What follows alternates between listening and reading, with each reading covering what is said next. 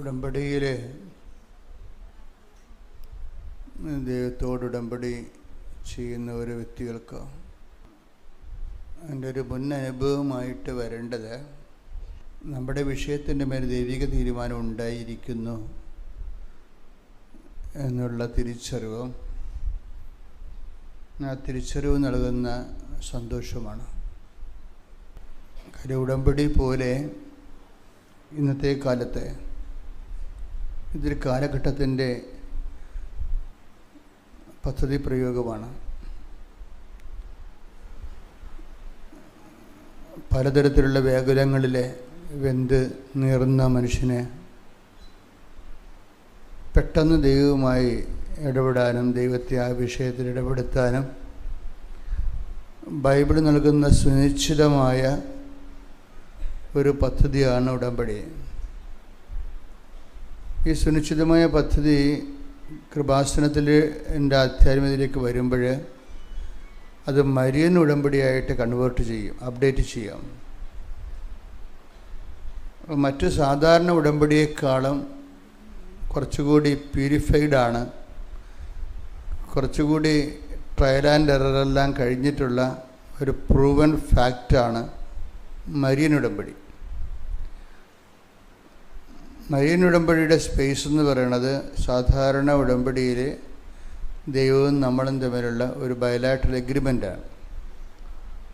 ഞാൻ ദൈവ കൃപ പ്രാപിക്കാൻ വേണ്ടി ഞാൻ ഇന്ന കാര്യങ്ങൾ ഫെസിലിറ്റേറ്റ് ചെയ്തുകൊള്ളാവുന്ന എൻ്റെ ജീവിതത്തിൽ ദൈവകൃപ ആർജിക്കാൻ വേണ്ടി ഞാൻ ജീവിതം പുനഃക്രമീകരിച്ചു കൊള്ളാവുന്നു നമ്മൾ ദൈവത്തോട് പറയുന്നു. ചിലരത് സാങ്കേതികമായിട്ട് പറയും, ചിലർ സത്യസന്ധമായിട്ട് പറയും, ചിലർ വളരെ ഗൗരവമായിട്ട് പറയും. അത് ഓരോരുത്തർ എടുക്കുന്ന ഉടമ്പടിയുടെ ഒരു മൈൻഡ് സെറ്റാണത്. ചിലർ ഒക്കുമായിരിക്കും, ഒക്കണേ കൊള്ളാം, ദൈവത്തിന് കൊള്ളാം എന്നൊക്കെ പറഞ്ഞെടുക്കും, അവരുടെ കാര്യത്തിൽ തീരുമാനമാകും അപ്പം തന്നെ.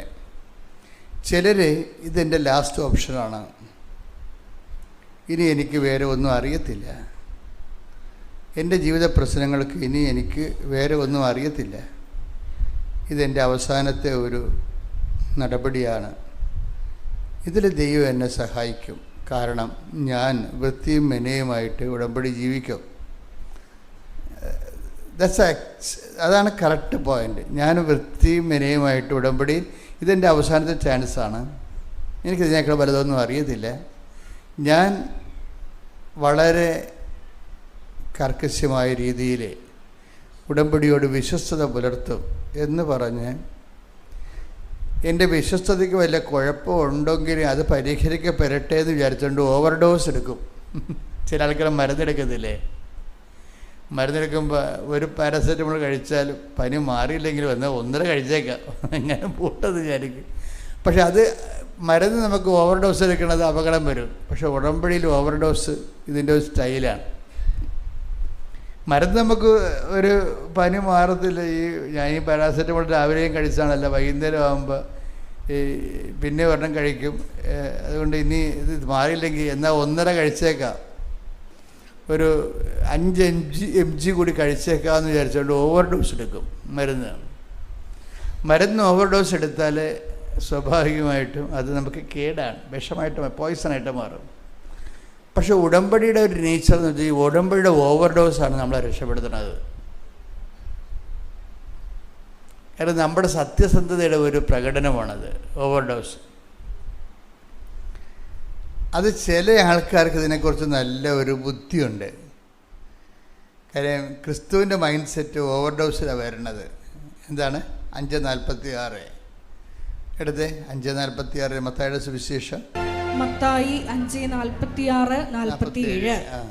നിങ്ങളെ സ്നേഹിക്കുന്നവരെ നിങ്ങൾ സ്നേഹിച്ചാൽ, നിങ്ങളെ സ്നേഹിക്കുന്നവരെ നിങ്ങൾ സ്നേഹിച്ചാൽ നിങ്ങൾക്ക് എന്ത് പ്രതിഫലമാണ് ലഭിക്കുക? നിങ്ങൾക്ക് എന്ത് പ്രതിഫലമാണ് ലഭിക്കുക? ചുങ്കക്കാർ പോലും അത് തന്നെ ചെയ്യുന്നില്ലേ? ചുങ്കക്കാർ പോലും അത് തന്നെ ചെയ്യുന്നില്ലേ? സഹോദരങ്ങളെ മാത്രമേ നിങ്ങൾ അഭിവാദനം ചെയ്യുന്നുള്ളൂവെങ്കിൽ വിശേഷവിധിയായി എന്താണ് നിങ്ങൾ ചെയ്യുന്നത്? വിജാതീയരും അത് തന്നെ ചെയ്യുന്നില്ലേ? വിജാതീയരും അത് തന്നെ ചെയ്യുന്നില്ലേ? അതാണ് പ്രശ്നം. സാധാരണ നോർമൽ ലൈഫ്, ക്രിസ്ത്യൻ ലൈഫ് ആണ് നിങ്ങൾ ചെയ്യുന്നത്. നോർമൽ ക്രിസ്ത്യൻ ലൈഫിൻ്റെ അനുധാരികൾക്കനുസരിച്ച് നിങ്ങൾ ജീവിതം അതിനെ ക്രമീകരിക്കുകയാണെങ്കിൽ കർത്താവ് പറയും, എന്നെ അറിയാത്ത മനുഷ്യർ ഇതുപോലൊക്കെ ചെയ്യുന്നുണ്ടെന്ന് പറയും. പിന്നെ വാട്ട് ഈസ് യുവർ അലവൻസ് എന്ന് ചോദിക്കൂ. എന്നെ അധികം അറിയാത്ത ആൾക്കാർ നീ ചെയ്യണ പോലൊക്കെ തന്നെയാണ് ചെയ്യണത്. പിന്നെ നിനക്ക് എന്താണ് എക്സ്ട്രാ ക്ലെയിമും ചോദിക്കും. എക്സ്ട്രാ ക്ലെയിം, വിശേഷ വിധിയും എക്സ്ട്രാ ക്ലെയിമും തമ്മിൽ ബന്ധമുണ്ട്. ഇപ്പം എന്താ ചോദിക്കണത്? വിശേഷ വിധിയായി പറഞ്ഞേ, വിശേഷവിധിയായി നിങ്ങൾ എന്താണ് ചെയ്യുന്നത്? അപ്പം മത്തായിയുടെ സുവിശേഷം എത്രാമത്തെ വാക്യമാണത്? ഇതിൻ്റെ ക്യാപിറ്റൽ ഇതിൻ്റെ വേർഡാണ്. മത്തായിയുടെ സുവിശേഷം 5:46-47. വിശേഷ വിധിയായി പറഞ്ഞ്, വിശേഷവിധിയായി നിങ്ങൾ എന്താണ് ചൊല്ലുന്നത് ആണോ? അതാണ് പ്രശ്നം. ഇവിടുത്തെ മുഴുവനും ട്രാജഡി എന്ന് പറയുന്നത്, ദൈവം എന്ന് പറയുമ്പോൾ തന്നെ ഉടനെ പറയും പ്രാർത്ഥനയാണ്. പ്രാർത്ഥന എന്ന് പറയുമ്പോൾ പറയും കൂടുതൽ പ്രാർത്ഥിക്കുന്നത് ആരാണ്? അവന് ദൈവം ഇങ്ങനെ വഴങ്ങി വരും. എവിടെ വരാൻ? പിന്നെ നിൻ്റെ ഈ നാക്കിൻ്റെ കളി കൊണ്ട് ദൈവം ഇങ്ങനെ ഒടിഞ്ഞു വരാൻ പോവുകയല്ലേ? അതാണ് ബൈബിൾ പറയണത്. വിശേഷ വിധിയായി നിങ്ങൾ എന്താണ് ചെല്ലുന്നതെന്നല്ല. അതുകൊണ്ടാണ് നിങ്ങൾ പറഞ്ഞത് കർണക്കൊന്ത 101 പ്രാവശ്യം ചൊല്ലി, പ്രത്യക്ഷപാഠം 30 പ്രാവശ്യം ചൊല്ലി. വിശേഷ വിധിയായി ചൊല്ലിക്കൂട്ടിയിട്ട് ദൈവത്തെ വഴക്കാമെന്ന് വിചാരിക്കരുത്. വിശേഷ വിധിയായി നിങ്ങൾ എന്താണ് ചെയ്യുന്നത്? അതുകൊണ്ട് തന്നെയാണ് ഉടമ്പടിയിൽ ചെല്ലുന്ന പ്രാർത്ഥനയല്ല, ചെയ്യുന്ന പദ്ധതിയാണെന്ന് പറയുന്നത്. ഇതാണ് ഫസ്റ്റ്. ഉടമ്പടി സാധാരണ ജീവിതവും തമ്മിലുള്ള വ്യത്യാസം എന്ന് വെച്ച് കഴിഞ്ഞാൽ, ഒന്ന് ചൊല്ലുന്ന പ്രാർത്ഥനയല്ല, പിന്നെ എന്താണ് ചെയ്യുന്ന പദ്ധതിയാണ്. ദൈവികമായ ശുശ്രൂഷ ചെയ്യണം. ഇനി ചെയ്യേണ്ടി വരുമ്പോൾ എന്താ, ഒരു കാര്യം നമുക്ക് ചെയ്യണമെങ്കിൽ എന്ത് വേണം? 3 ഇന്ധനങ്ങൾ വേണം. നമുക്ക് ഒരു കാര്യം ചെയ്യണമെങ്കിൽ 3 കാര്യങ്ങൾ വേണം. 3 ക്വാളിറ്റി വേണം, 3 കപ്പാസിറ്റി വേണം. എന്തൊക്കെയാണ്? വിശ്വാസം, പ്രത്യാശ, സ്നേഹം. ക്ലിയർ അല്ലേ? ഇത് ചെയ്യണമെങ്കിൽ 3 കാര്യങ്ങൾ വേണം. സ്നേഹം ഉണ്ടോ നിങ്ങൾക്കെന്ന് ചോദിച്ചാൽ നിങ്ങൾ ഉടനെ വൈകാരിക സ്നേഹമെന്ന് പറയും. അതല്ല. ബൈബിളിലെ ദൈവസ്നേഹം എന്ന് പറഞ്ഞാൽ, ഇപ്പം നിങ്ങൾക്ക് കുമ്പസാരിക്കാൻ വരുമ്പോൾ ഞാനെന്ത് കുമ്പസാരിക്കാനാണ്, ഞാൻ ഇങ്ങനെ ദൈവത്തിനെ ഒപ്പിച്ച് ജീവിക്കുകയാണ്, പ്രത്യേകിച്ച് കുമ്പസാരിക്കാനൊന്നും ഇല്ല എന്ന് പറഞ്ഞാൽ, നിങ്ങൾക്ക് ഒന്നെങ്കിൽ ഞാൻ പറയാം നിങ്ങൾക്ക് എന്തോ വട്ടുണ്ടെന്ന് പറയും. എന്താ കാര്യം വെച്ച് കഴിഞ്ഞാൽ, കുമ്പസാരിക്കാനൊന്നും ഇല്ലെന്ന് പറഞ്ഞാൽ അതിൻ്റെ അർത്ഥം പരിശുദ്ധാത്മാവ് ഈ പിശാച് വർക്ക് ചെയ്യുന്നില്ലെന്ന് എൻ്റെ അർത്ഥം. നിങ്ങൾക്ക് ആരോടെങ്കിലൊക്കെ പറയാം, ബട്ട് ധ്യാനഗുരുക്കന്മാരുടെ വരുമ്പോൾ നിങ്ങൾക്ക് കുമ്പസാരിക്കാനൊന്നുമില്ല എന്ന് പറഞ്ഞാൽ അതിൻ്റെ അർത്ഥം പരിശുദ്ധാത്മാവ് നിങ്ങളിൽ നിന്ന് പോയിട്ട് വർഷങ്ങളായി, നിങ്ങൾക്ക് ആലോചന ചെയ്തു തരാൻ ആരുമില്ല. പരിശുദ്ധാത്മാവ് ഉണ്ടെങ്കിൽ ദൈവത്തോടുള്ള സ്നേഹരാഹിത്യത്തിൻ്റെ മേഖലകളെ നിങ്ങളെ ബോധ്യപ്പെടുത്തും. അല്ലാതെ നിങ്ങൾ വ്യഭിചാരം ചെയ്താൽ വെള്ളമടിച്ചാന്നല്ല പ്രശ്നം. നിങ്ങൾ ഉടനെ കയറി കുമ്പസാരം എന്ന് പറയുമ്പോൾ ഉടനെ നിങ്ങൾ ഇതുപോലെയുള്ള ക്യാപിറ്റൽ സിൻസാണ് പറഞ്ഞത്. അതല്ല. നിങ്ങളുടെ ഓരോ പ്രാർത്ഥനകളിലും ദൈവസ്നേഹം ഉണ്ടോ എന്നാണ് പ്രശ്നം. ദൈവസ്നേഹം, ഇപ്പോൾ ഒരു മനുഷ്യൻ ദൈവസ്നേഹം ഉണ്ടെങ്കിൽ സ്വാഭാവികമായിട്ട് പാപം കുറഞ്ഞിരിക്കും. ഇനി ദൈവസ്നേഹം ഇല്ലെങ്കിലും പാപം കുറഞ്ഞിരിക്കും, പക്ഷേ നമ്മൾ അറിയത്തില്ല. ചില ആൾക്കാർ പറയല്ലേ, എനിക്ക് രാത്രിയാണ് ചുമ, രാവിലെ ഞാൻ ഓക്കെയാണെന്ന്. എനിക്ക് രാത്രിയാണ് ചുമ വരണത്, രാവിലെ ഞാൻ ഓക്കെയാണെന്ന് പറയും. ചില കുമ്പസാരക്കാരുടെ ചില അവസ്ഥ അതാണ്. രാത്രി ചുമയെന്ന് വെച്ചാൽ നിനക്ക് ഉൾപ്പനി ഉണ്ടെന്നല്ലേ എൻ്റെ അർത്ഥം. പക്ഷെ പകൽ നീ അറിയുന്നില്ലെന്ന് എൻ്റെ അർത്ഥം. പകൽ നീ അറിയുന്നില്ല. പകൽ അറിയിക്കാനുള്ള സിംറ്റംസ് ഇല്ല. പരിശുദ്ധാത്മാവ് ഉണ്ടെങ്കിലേ, പരിശുദ്ധാത്മാവ് ഉണ്ടെങ്കിലല്ല, പരിശുദ്ധാത്മാവ് എല്ലാവരിലും ഉണ്ട്. പരിശുദ്ധാത്മാവ് ചില സമയത്ത് നിർവീര്യമായി, പരിശുദ്ധാത്മാവ് ഉണ്ട്, പക്ഷേ എന്താ പരിശുദ്ധാത്മാവ് സംഭവിക്കണത്? കൈയും കാലും അനക്കാൻ പറ്റത്തില്ല. ഇപ്പം ചില പരിശുദ്ധാത്മാവ് ഉണ്ട്, പക്ഷേ പരിശുദ്ധാത്മാവിൻ്റെ കൈയും കാലും അനങ്ങത്തില്ല. എന്താ കാര്യം? സിക്കാണ്. അതുകൊണ്ടാണ് ബൈബിൾ പറയും പരിശുദ്ധാത്മാവിനെ നിർവീര്യം ആക്കരുത്, അല്ലേ? തെസ്സലോനിയൻസ് എടുത്ത് 1 തെസ്സലോനിക്ക 1 തെസ്സലോനിയൻസ് 5:19. 1 തെസ്സലോനിയൻസ് 5:19. ആത്മാവിനെ നിങ്ങൾ നിർവീര്യമാക്കരുത്. പ്രൈസ് ദി ലോർഡ് എന്ന് പറഞ്ഞ്, ആത്മാവിനെ നിങ്ങൾ നിർവീര്യം ആക്കരുത്. ബൈബിള് ചോദിച്ചാൽ മാത്രമേ തുറക്കത്തുള്ളൂ, ഇങ്ങനെ തുറന്ന് കിടക്കത്തില്ല. തുറന്ന് കിടക്കുന്നത് വെയിറ്റിംഗ് ഷെഡാണ്. വെയിറ്റിംഗ് ഷെഡിന് പൂട്ടും താക്കോലൊന്നും ഇല്ലല്ലേ. ബൈബിളിന് പൂട്ടും താക്കോലും ഉണ്ട്. അതിങ്ങനെ തുറന്ന് മലന്ന് കിടക്കത്തില്ല. മുട്ടുവിൽ നിങ്ങൾക്ക് അതാ തുറക്കപ്പെടും. നമ്മൾ ബൈബിളിൻ്റെ പല വചനങ്ങളിലും പ്രാർത്ഥിച്ചാൽ മാത്രമേ ഓപ്പൺ ചെയ്ത് കിട്ടത്തുള്ളൂ. അതുകൊണ്ട് നിങ്ങൾക്ക് സംഭവിക്കണമെന്ന് വെച്ചാൽ നിങ്ങൾ ബൈബിൾ വായിച്ചേക്കാം, ആരാപ്പനക്ക് ബൈബിൾ വായിക്കണമെന്നല്ല പറഞ്ഞത്, വായിച്ചേക്കാന്ന് ഇങ്ങനെ വായിച്ചുകൊണ്ടിരിക്കും. അങ്ങനെ ഓപ്പൺ ചെയ്യത്തില്ല. ഫസ്റ്റ് നിങ്ങൾ ദൈവദർശനത്തിലാണെന്ന് നിങ്ങളൊരു ഓർമ്മ വരുത്തണം. രണ്ടാമത് വായിക്കാനുള്ള യോഗ്യത ഉണ്ടോയെന്ന് ഉറപ്പ് വരുത്തണം. ഇത് കയ്യിലെടുക്കാനുള്ള യോഗ്യത ഉണ്ടോയെന്ന്. കാര്യം പഴയ നിയമമല്ല, പുതിയ നിയമം. പുതിയ നിയമത്തിലെ ഓരോ വാക്കും അങ്ങേരുടെ രക്തം കൊണ്ട് കഴുകിയ വിശുദ്ധ ശക്തമുള്ള വചനങ്ങളാണ്. കാര്യം അതിനെല്ലാം അങ്ങേര് രക്തം ചിന്തിയിട്ട് സീല് ചെയ്തിട്ടുണ്ട്. പഴയ നിയമം വായിക്കണ പോലെ പുതിയ നിയമം വായിക്കാൻ പറ്റത്തില്ല. പുതിയ നിയമം വായിക്കണമെങ്കിൽ മുട്ട നിന്ന് വായിക്കേണ്ടി വരും. പഴയ നമുക്കത് നിന്ന് വായിക്കാം. യഹൂദന്മാരെല്ലാം നിന്നല്ല പ്രാർത്ഥിക്കേണ്ടത്, ക്രിസ്ത്യാനി മുട്ട നിന്നാണ് പ്രാർത്ഥിക്കുന്നത്.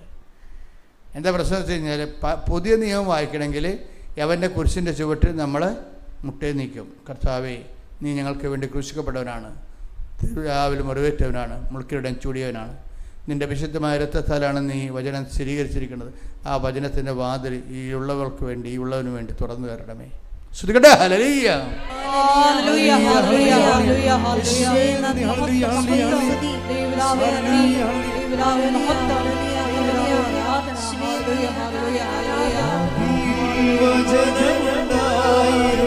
കൈയടിച്ചോണ്ടേ.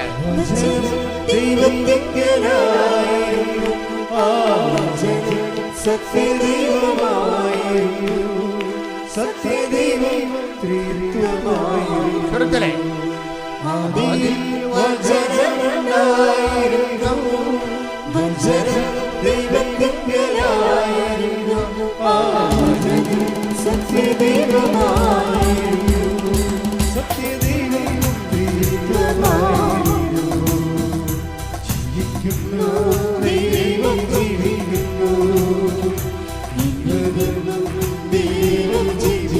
ജീവിക്കുന്നു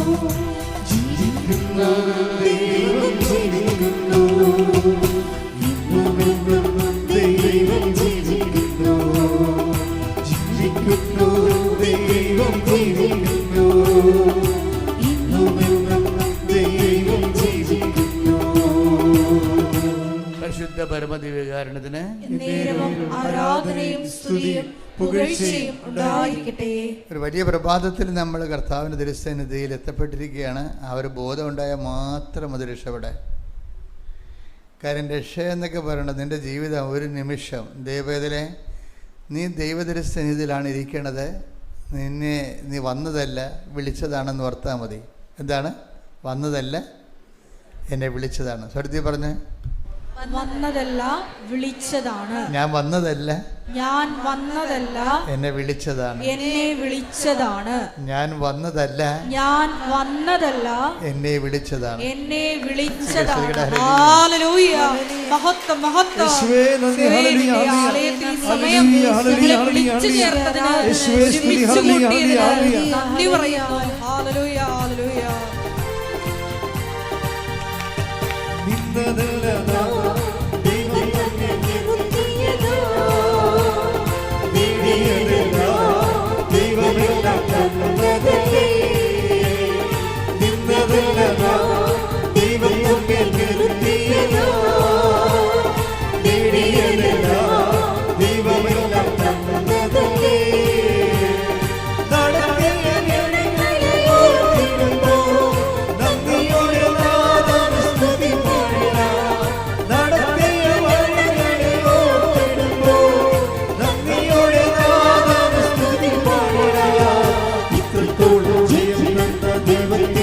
പാട്. രക്ഷകന് സ്തോത്രം. ഇത്രത്തോളം ജയം തന്ന ദൈവത്തിന് സ്തോത്രം. ഇതുവരെ കരുതി രക്ഷകന് സ്തോത്രം. ഇനിയും കൃപ തോന്നി കരുതിടണേ. ഇനിയും നടത്തണേ തിരുഹിതം. ഇനിയും കൃപ തോന്നി കരുതിടണേ. ഇനിയും നടത്തണേ തിരുഹിതം. എൻ്റെ മക്കളുടെ ദൈവികമായ കാര്യങ്ങൾ പറയുമ്പോൾ കുറേ കാര്യങ്ങൾ നമ്മളൊന്ന് ശ്രദ്ധിച്ചാൽ നമുക്ക് വല്ലാത്ത ഹാർവസ്റ്റിങ് നടത്താൻ പറ്റും. ഇപ്പോൾ നിങ്ങളിവിടെ ഇരിക്കുന്നു പ്രാർത്ഥിക്കുന്നു. നിങ്ങളിവിടുന്ന് പ്രാർത്ഥിക്കുമ്പോൾ നിങ്ങളുടെ മനസ്സിൽ വരേണ്ടത് എന്താണെന്ന് വെച്ചാൽ, ഇത് അമ്മ മാതാവ് ജീവനോടെ പ്രത്യക്ഷപ്പെട്ട സ്ഥലം, ജനകോടികളെ അനുഗ്രഹിച്ച സ്ഥലമാണ്. Price the Lord. ഒന്ന് പറഞ്ഞ്, ഇത് അമ്മ മാതാവ് ജീവനോടെ പ്രത്യക്ഷപ്പെട്ട സ്ഥലം, ജനലക്ഷങ്ങളെ ദൈവം അനുഗ്രഹിച്ച് കണ്ണീർ തുടച്ച സ്ഥലം. കർത്താവ് എന്നെയും വിളിച്ചിരിക്കുന്നു. നിന്റെ കാരുണ്യത്തെ ഓർത്തുകൊണ്ട്, നിന്റെ പരിപാലനെ ഓർത്തുകൊണ്ട്, എന്റെ ദൈവമേ നിന്നെ ഞാൻ സ്തുതിക്കുന്നു, നിന്നെ ആരാധിക്കുന്നു, നിനക്ക് നന്ദി പറയുന്നു. എല്ലാ സങ്കടങ്ങളും എല്ലാ ഭാരങ്ങളും ഈ നിമിഷം എന്റെ അമ്മയായ പരിശുദ്ധ അമ്മയുടെ മാധ്യസ്ഥത്തിൽ ഓ ഈശോയെ, ദിവ്യ ഈശോയെ, അങ്ങയുടെ കരങ്ങളിലെ പൂർണ്ണമായി നൽകിക്കൊണ്ട് ഞാനങ്ങയെ സ്തുതിക്കും, ഞാനങ്ങയെ ആരാധിക്കും, എനിക്ക് നന്ദി പറയുന്നു. ഓ നന്ദി ഈശോയെ, ഓ ആരാധന, ഓ ദൈവമേ, ഓ സത്യമേ, ഓ സ്നേഹമേ. ശ്രുതികട്ടെ ഹല്ലേലൂയ.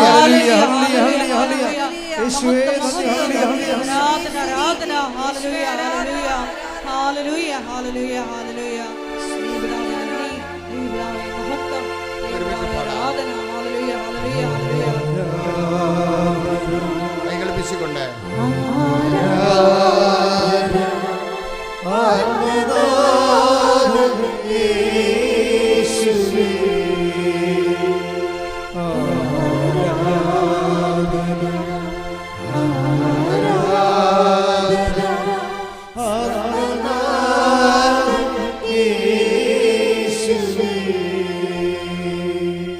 എന്താ സ്ഥലത്തിൻ്റെ പ്രത്യേകത ഉണ്ട് മക്കളെ.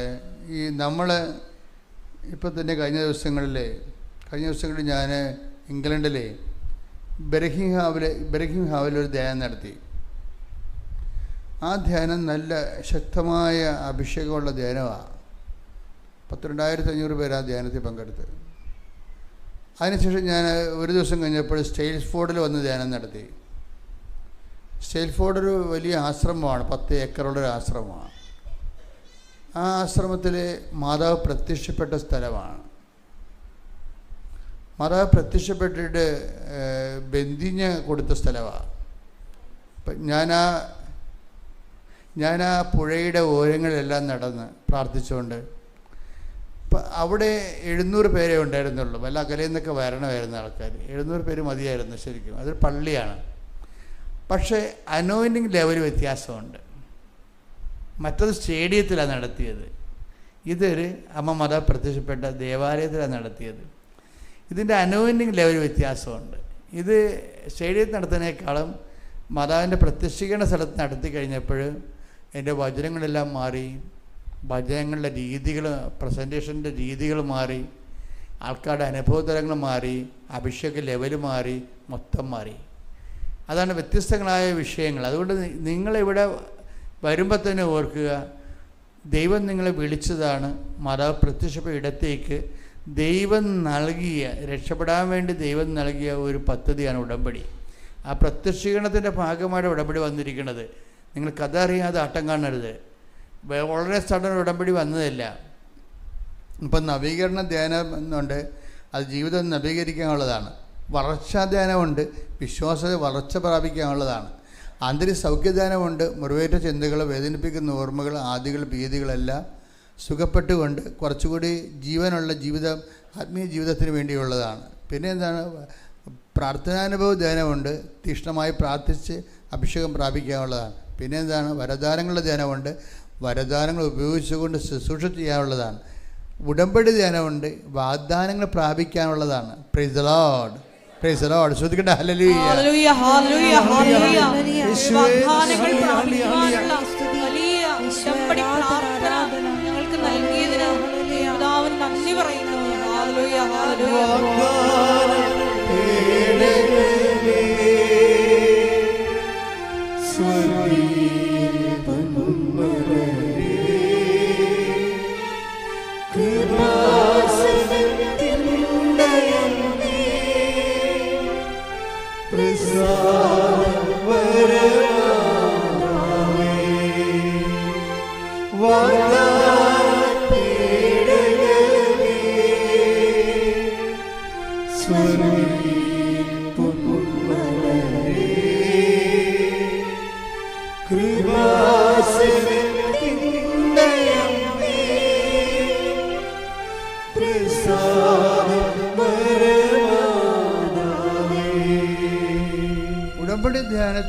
ഉടമ്പടി ധ്യാനം എന്തിനുള്ളതാണ്?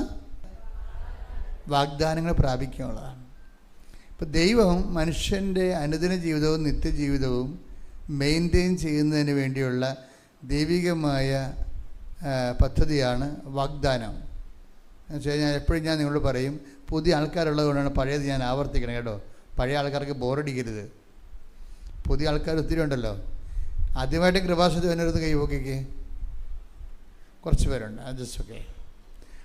അപ്പോൾ കുറച്ച് പേരെങ്കിലും പുതിയ ആൾക്കാരുണ്ട്. അപ്പോൾ എപ്പോഴും ശ്രദ്ധിക്കേണ്ടതെന്ന് വെച്ച് കഴിഞ്ഞാൽ, ചില സമയത്ത് ഞാൻ പഴയ സിലബസ് ഞാൻ മനഃപൂർവ്വം എടുക്കണമല്ല, കർത്താവ് ധ്യാനിപ്പിക്കുമ്പോൾ അങ്ങനെ ഓരോരോ സാധനം പറയിപ്പിക്കണതാണ്. ഇപ്പോൾ എന്താ പ്രശ്നം എന്ന് വെച്ച് കഴിഞ്ഞാൽ, നമുക്ക് നമ്മുടെ അനുദിന ജീവിതവും നിത്യജീവിതവും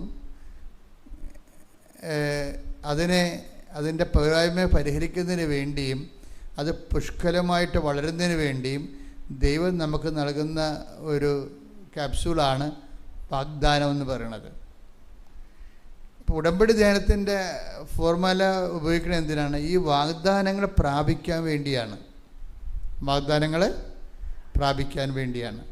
ഇപ്പോൾ വാഗ്ദാനങ്ങളിൽ പലപ്പോഴും വന്നിട്ടുള്ള ഒരു കുഴപ്പം, വാഗ്ദാനങ്ങൾ പ്രാപിക്കാൻ പറ്റും, പക്ഷേ എപ്പോൾ പ്രാപിക്കാൻ പറ്റുമെന്നതിനെക്കുറിച്ച് ടൈം കണ്ടന്റ് അഡ്രസ്സ് ചെയ്യണില്ല. Why we came to this Marian covenant, അതായത് കവനൻറ്റിൻ്റെ അത് വാഗ്ദാനങ്ങൾ പ്രാപിക്കാൻ പറ്റും, പക്ഷേ എപ്പോഴെങ്കിലും പ്രാപിച്ചാൽ മതിയോ? എബ്രാഹത്തിനോട് പറഞ്ഞു, നിനക്ക് ഒരു സന്തതി ഉണ്ടാകും, ഓക്കെ. പക്ഷേ എബ്രാഹത്തിന് സന്തതി ഉണ്ടായപ്പോൾ എബ്രാഹം വയസ്സായിപ്പോയി. അപ്പോൾ ഇസഹാക്കിൻ്റെ കൂടെ ചെറുപ്പകാലത്ത് ജീവിക്കാൻ പറ്റിയില്ല. അതാണ് ഈ ആൾക്കാർ 20 വയസ്സാകുമ്പോൾ തന്നെ കല്യാണം കഴിക്കണമെന്ന് പറയണത്. നിങ്ങളുടെ മക്കളുടെ കൂടെ നല്ല കാലം ജീവിക്കാൻ പറ്റാതെ വരും. കല്യാണം താമസിച്ചതിനെ പറ്റും. ചിലരൊക്കെ 40 വയസ്സിലേക്കാണ് കല്യാണം കഴിക്കേണ്ടത്. വരട്ടെ, ജോലി കിട്ടട്ടെ, വരട്ടെ, ജോലി കിട്ടട്ടെ എന്ന് പറയും. നീട്ടിക്കൊണ്ടുപോയി 40-ാം വയസ്സിൽ കല്യാണം കഴിക്കും. 40-ാം വയസ്സിൽ കല്യാണം കഴിച്ച് കഴിഞ്ഞാൽ നിങ്ങളുടെ കൊച്ച് 10ാം ക്ലാസ് പാസ്സാകുമ്പോൾ നിങ്ങൾക്ക് 55 വയസ്സാവും. അവൻ PDCയിലായി കഴിഞ്ഞ് കഴിഞ്ഞാൽ നിൻ്റെ നര വരും. അവൻ പറയും, അമ്മ കോളേജിൽ വരണ്ടെന്ന് പറയും. എന്താണ് ഈ വല്യമ്മ എന്തിനാണ് കോളേജിൽ വരുന്നതെന്ന്? കാര്യം അവരുടെ പിള്ളേരൊക്കെ നല്ല മിടുക്കന്മാരായ അമ്മമാരെ വരുമ്പോൾ വല്യമ്മ നരച്ച് വരും. ഇപ്പോൾ അമ്മയ്ക്ക് ഇതല്ലാതെ വേറെ ഡ്രസ്സില്ല ചോദിക്കും. ഇപ്പം താമസിക്കണത് നല്ല കാര്യമൊന്നുമല്ല കല്യാണം താമസിക്കുന്നത് നല്ല കാര്യമല്ല. നിങ്ങളെ കല്യാണത്തിനേക്കാളും കുഞ്ഞുങ്ങളെക്കാളും പ്രാധാന്യം ജോലിക്ക് കൊടുക്കുന്നത് കൊണ്ടാണ് കല്യാണം താമസിക്കുന്നത്. അത് നിങ്ങളുടെ സ്വന്തം പദ്ധതിയാണ്, ദൈവ പദ്ധതിയാണെന്ന് അറിയത്തില്ലേ. സ്വന്തം പദ്ധതിയാണത്. സ്വന്തമായിട്ട് ഉണ്ടാക്കി വെച്ച പദ്ധതികളുണ്ടല്ലോ മനുഷ്യനെ. അപ്പം അതിൻ്റെ പേരിലാണുള്ളത്. ഇപ്പം എന്താ പ്രശ്നം എന്ന് വെച്ച് കഴിഞ്ഞാൽ, ടൈം കണ്ടൻറ്റ് വാഗ്ദാനം പ്രാപിക്കുന്ന മോശസിനോട് പറയും, വാഗ്ദാനം തേനും പാലും ഒഴുകുന്ന വാഗ്ദാന ദേശത്ത് നിങ്ങൾ ചെല്ലും എന്നാരോട് പറഞ്ഞ്? മോശസിനോട് പറഞ്ഞ്. പക്ഷേ പുള്ളിക്കാരൻ്റെ അതിൻ്റെ താമസിച്ച കാരണം പുള്ളിയുടെ കാലം കഴിഞ്ഞു പോയി. അല്ല, അതല്ല സംഭവിച്ചത്. വാഗ്ദാനത്തിൽ നിങ്ങൾ തേനും പാലും ഒഴുകുന്ന വാഗ്ദാനം നേട്ടത്തിൽ ചെല്ലും, ഞാൻ നിങ്ങളെ കൊണ്ടുവരുമെന്ന് പറഞ്ഞ്. പക്ഷേ 40 കൊല്ലം എടുത്ത്. 40 കൊല്ലം എടുത്തപ്പോൾ മോശസ് വയസ്സായിപ്പോയി. വാഗ്ദാനം പ്രാപിക്കുമ്പോൾ ഉള്ള കുഴപ്പം, അത് ടൈം ബൗണ്ടായിരിക്കണം, അല്ലെങ്കിൽ പ്രയോജനം ഉണ്ടായില്ല. ഇപ്പം ഇത്തിരി പറയുക, ചൂടോടെ കഴിക്കണമെന്ന് പറയത്തില്ലേ, അല്ലേ? ആറിപ്പോയി കഴിഞ്ഞാൽ വളിച്ചു പോകും. ടൈം നിസ്സാര കാര്യമല്ല. ടൈം ഒരു സീരിയസ് വിഷയമാണ്. എപ്പോഴെങ്കിലും കിട്ടിയിട്ട് കാര്യമില്ല. അപ്പം അതുകൊണ്ട് അതിൻ്റെ ടൈമിൽ തന്നെ നമുക്ക് കിട്ടണം. അതിനെയാണ് മരിയൻ കവനൻ്റ് എന്ന് പറയുന്നത്. കവനൻ്റ് ഇത് ഉടമ്പടി ധ്യാനം എന്ന് പറഞ്ഞാൽ അങ്ങനെ നിങ്ങൾ ഉടനെ കയറി ഉടമ്പടി ധ്യാനം എന്ന് പറയരുത്. മരിയൻ ഉടമ്പടി ധ്യാനം എന്നാണ് പറയേണ്ടത്. എന്താ പറയേണ്ടത്? മരിയൻ ഉടമ്പടി ധ്യാനം എന്ന് പറയുമ്പോൾ ഉള്ള പ്രശ്നം ടൈമാണ് അതിൻ്റെ അത് അഡ്രസ്സ് ചെയ്യണത്. കാനായിലെ കല്യാണത്തിൽ അവർക്ക് വീഞ്ഞില്ലെന്ന് പറയുമ്പോൾ ഈശോ എന്താ പറയണത്? സമയം ആയിട്ടില്ല. അപ്പം അമ്മയാണ് ഈ ആകാത്ത സമയം ആക്കിയെടുക്കണത്. എന്താണ് ആകാത്ത സമയം ആക്കിയെടുക്കണതിന്? നാളെ മറ്റന്നാളോ പിന്നെ എപ്പോഴെങ്കിലും നടക്കേണ്ട കാര്യങ്ങൾ ഇപ്പം നടത്തുന്നത് എങ്ങനെയാണ്? അവൻ പറയണ പോലെ ചെയ്യുക. ഇതിൻ്റെ അകത്ത് ഉള്ളതാണ്. പക്ഷേ ഇതെന്ന് പറയണത് ഞാൻ പറഞ്ഞില്ലേ, ബൈബിൾ വെയിറ്റിംഗ് ഷെഡല്ല, വാതിലില്ലാതെ തുറന്ന് കിടക്കുന്ന ഷെഡല്ല. അത് തുറന്ന് ആ ഓരോ വാക്കിനും താക്കോലുണ്ട്. ദൈവം നമുക്ക് വചനം തരുമ്പോൾ എന്നാൽ ഈ 2000 കൊല്ലമായിട്ട് ഈ വചനം പള്ളികളിൽ വായിക്കണതല്ലേ? അവൻ പറയണ പോലെ ചെയ്യണമെന്ന് എല്ലാ അച്ഛന്മാരും പറയണതാണ് അല്ലേ? എല്ലാവരും നമ്മൾ കേട്ടിട്ടില്ലേ? കുഞ്ഞുനാളെ മുതൽ കേൾക്കണതാണ്. അവൻ പറഞ്ഞ പോലെ ചെയ്യുക. അപ്പോൾ നമ്മൾ ഉടനെ അവൻ പറഞ്ഞേ വെള്ളം കോരി ഒഴിച്ചെന്ന് പറയും. അവിടെ നമ്മളത് ക്ലോസ് ചെയ്യും. അമ്മയുടെ പ്രത്യക്ഷീകരണം വന്നപ്പോൾ ഇതിനോട് ഞങ്ങൾ വളരെ അർത്ഥവത്തായിട്ട് പ്രതികരിക്കാൻ തുടങ്ങിയപ്പോൾ അമ്മയ്ക്ക് മനസ്സിലായി ഞങ്ങൾ ഇതിന് പറ്റുന്ന ആളാണ്, രഹസ്യം പറഞ്ഞു തരാൻ പറ്റുന്ന ആളാണെന്ന്. അപ്പോൾ പറഞ്ഞു, മോനെ അങ്ങനെയല്ല, ഭരണി വെള്ളം കോരിക്കാൻ പറഞ്ഞതല്ല, ഈശോ പറയണവർ ജീവിക്കാനാണ് പറഞ്ഞത്. ഈശോ പറയണവർ ജീവിക്കാൻ. അതാണ് ടൈം ഷോട്ട് ചെയ്യണത്. സമയമായില്ല എന്ന് പറഞ്ഞാൽ ആകാത്ത സമയം ആക്കിയെടുക്കാൻ വേണ്ടി നമ്മളെന്താ ചെയ്യണത്? ഈശോ പറഞ്ഞ പോലെ ജീവിക്കും. നമ്മളിപ്പോൾ ഇവിടെ വന്നിട്ട് എന്താ ചെയ്യണത്? നമ്മൾ ഉടമ്പടി ചെയ്യണത് എന്താണ്? എന്താ പറയണത്? ഉടമ്പടി പറയുന്നത് നിങ്ങളോർക്കും ചിലർക്ക് വോട്ട് ചെയ്ത് കൊണ്ടുവന്ന് പെട്ടിയിടണേ, അങ്ങനെ എന്ത് പരിപാടിയാണ്? അതല്ല. ഈശോ പറഞ്ഞ പോലെ ജീവിച്ചോളാവുന്നതാണ് മാതാവിൻ്റെ മധ്യസ്ഥയിൽ നമ്മൾ ദൈവതിരുസന്നിധി പറയണത്. എന്താ പറയണത്? ഈശോ പറഞ്ഞതുപോലെ ജീവിച്ചു കൊള്ളാമെന്ന്. ഇപ്പം ഈശോ പറഞ്ഞ പോലെ ജീവിച്ചു കൊള്ളാമെന്ന് പറഞ്ഞാൽ ഇവിടെ അത് ദൈവദർശനം ഉടമ്പടി പ്രഖ്യാപിക്കുന്ന സമയത്തും ഉടമ്പടി നിക്ഷേപിക്കുന്ന സമയത്തും ആ സമയത്ത് അപ്പം ഒരു വർക്കൗട്ട് ചെയ്യണം. അല്ലാതെ മകൾ വന്ന് പ്രസവിച്ച് പോട്ടെ, വീട്ടിലൊക്കെ ഭയങ്കര തിരക്കാണ്, വിരുന്നുകാരെല്ലാം പോയി കഴിഞ്ഞിട്ട് ഞാൻ പ്രത്യക്ഷ പ്രാർത്ഥന തുടങ്ങാമെന്ന് വെച്ചാൽ നടക്കത്തില്ല. നിങ്ങൾ ഉടമ്പടി പ്രഖ്യാപിക്കുമ്പോൾ നിങ്ങൾ ഉടമ്പടിയിലായി, പിന്നെ നോ ടൈം, പിന്നെ നിങ്ങൾ ഉടമ്പടി ജീവിക്കുകയാണ്. അതിപ്പോൾ മനസ്സിലാക്കണം. ഇവിടെ കൊണ്ടുവന്ന് ഏറ്റവും പ്രധാനപ്പെട്ട എന്താണ്? ക്ലാസ്സുകളെല്ലാം കേട്ടതിന് ശേഷം ഏകാഗ്രതയോടെ മാതാവിൻ്റെ ദർശനം പ്രദക്ഷിണമായി വന്നിട്ട് ഇവിടെ നിന്നിട്ട് ഉടമ്പടി വിളക്ക്, വിശ്വാസത്തിൻ്റെ വിളക്ക്, പ്രത്യാശയുടെ വിളക്ക്, ദൈവസ്നേഹത്തിൻ്റെ വിളക്ക് ജീവിതകാലം മുഴുവൻ ഞാൻ കത്തിക്കും. കത്തിക്കാത്ത എല്ലാ വ്യക്തികളിലും ഞാൻ ദൈവസ്നേഹം കത്തിച്ച് കൊടുക്കും എന്ന് പറഞ്ഞ് ഇവിടെ കത്തിച്ചിട്ട് ഇവിടെ നിന്നുകൊണ്ട് പ്രഖ്യാപനം നടത്തും. ഈ പ്രഖ്യാപനത്തോടു കൂടി ഉടമ്പടി ആക്ടിവേറ്റ് ആകും. പിന്നെ ഒരു നിമിഷം നിങ്ങൾ വെച്ചുകൊണ്ടിരിക്കരുത്.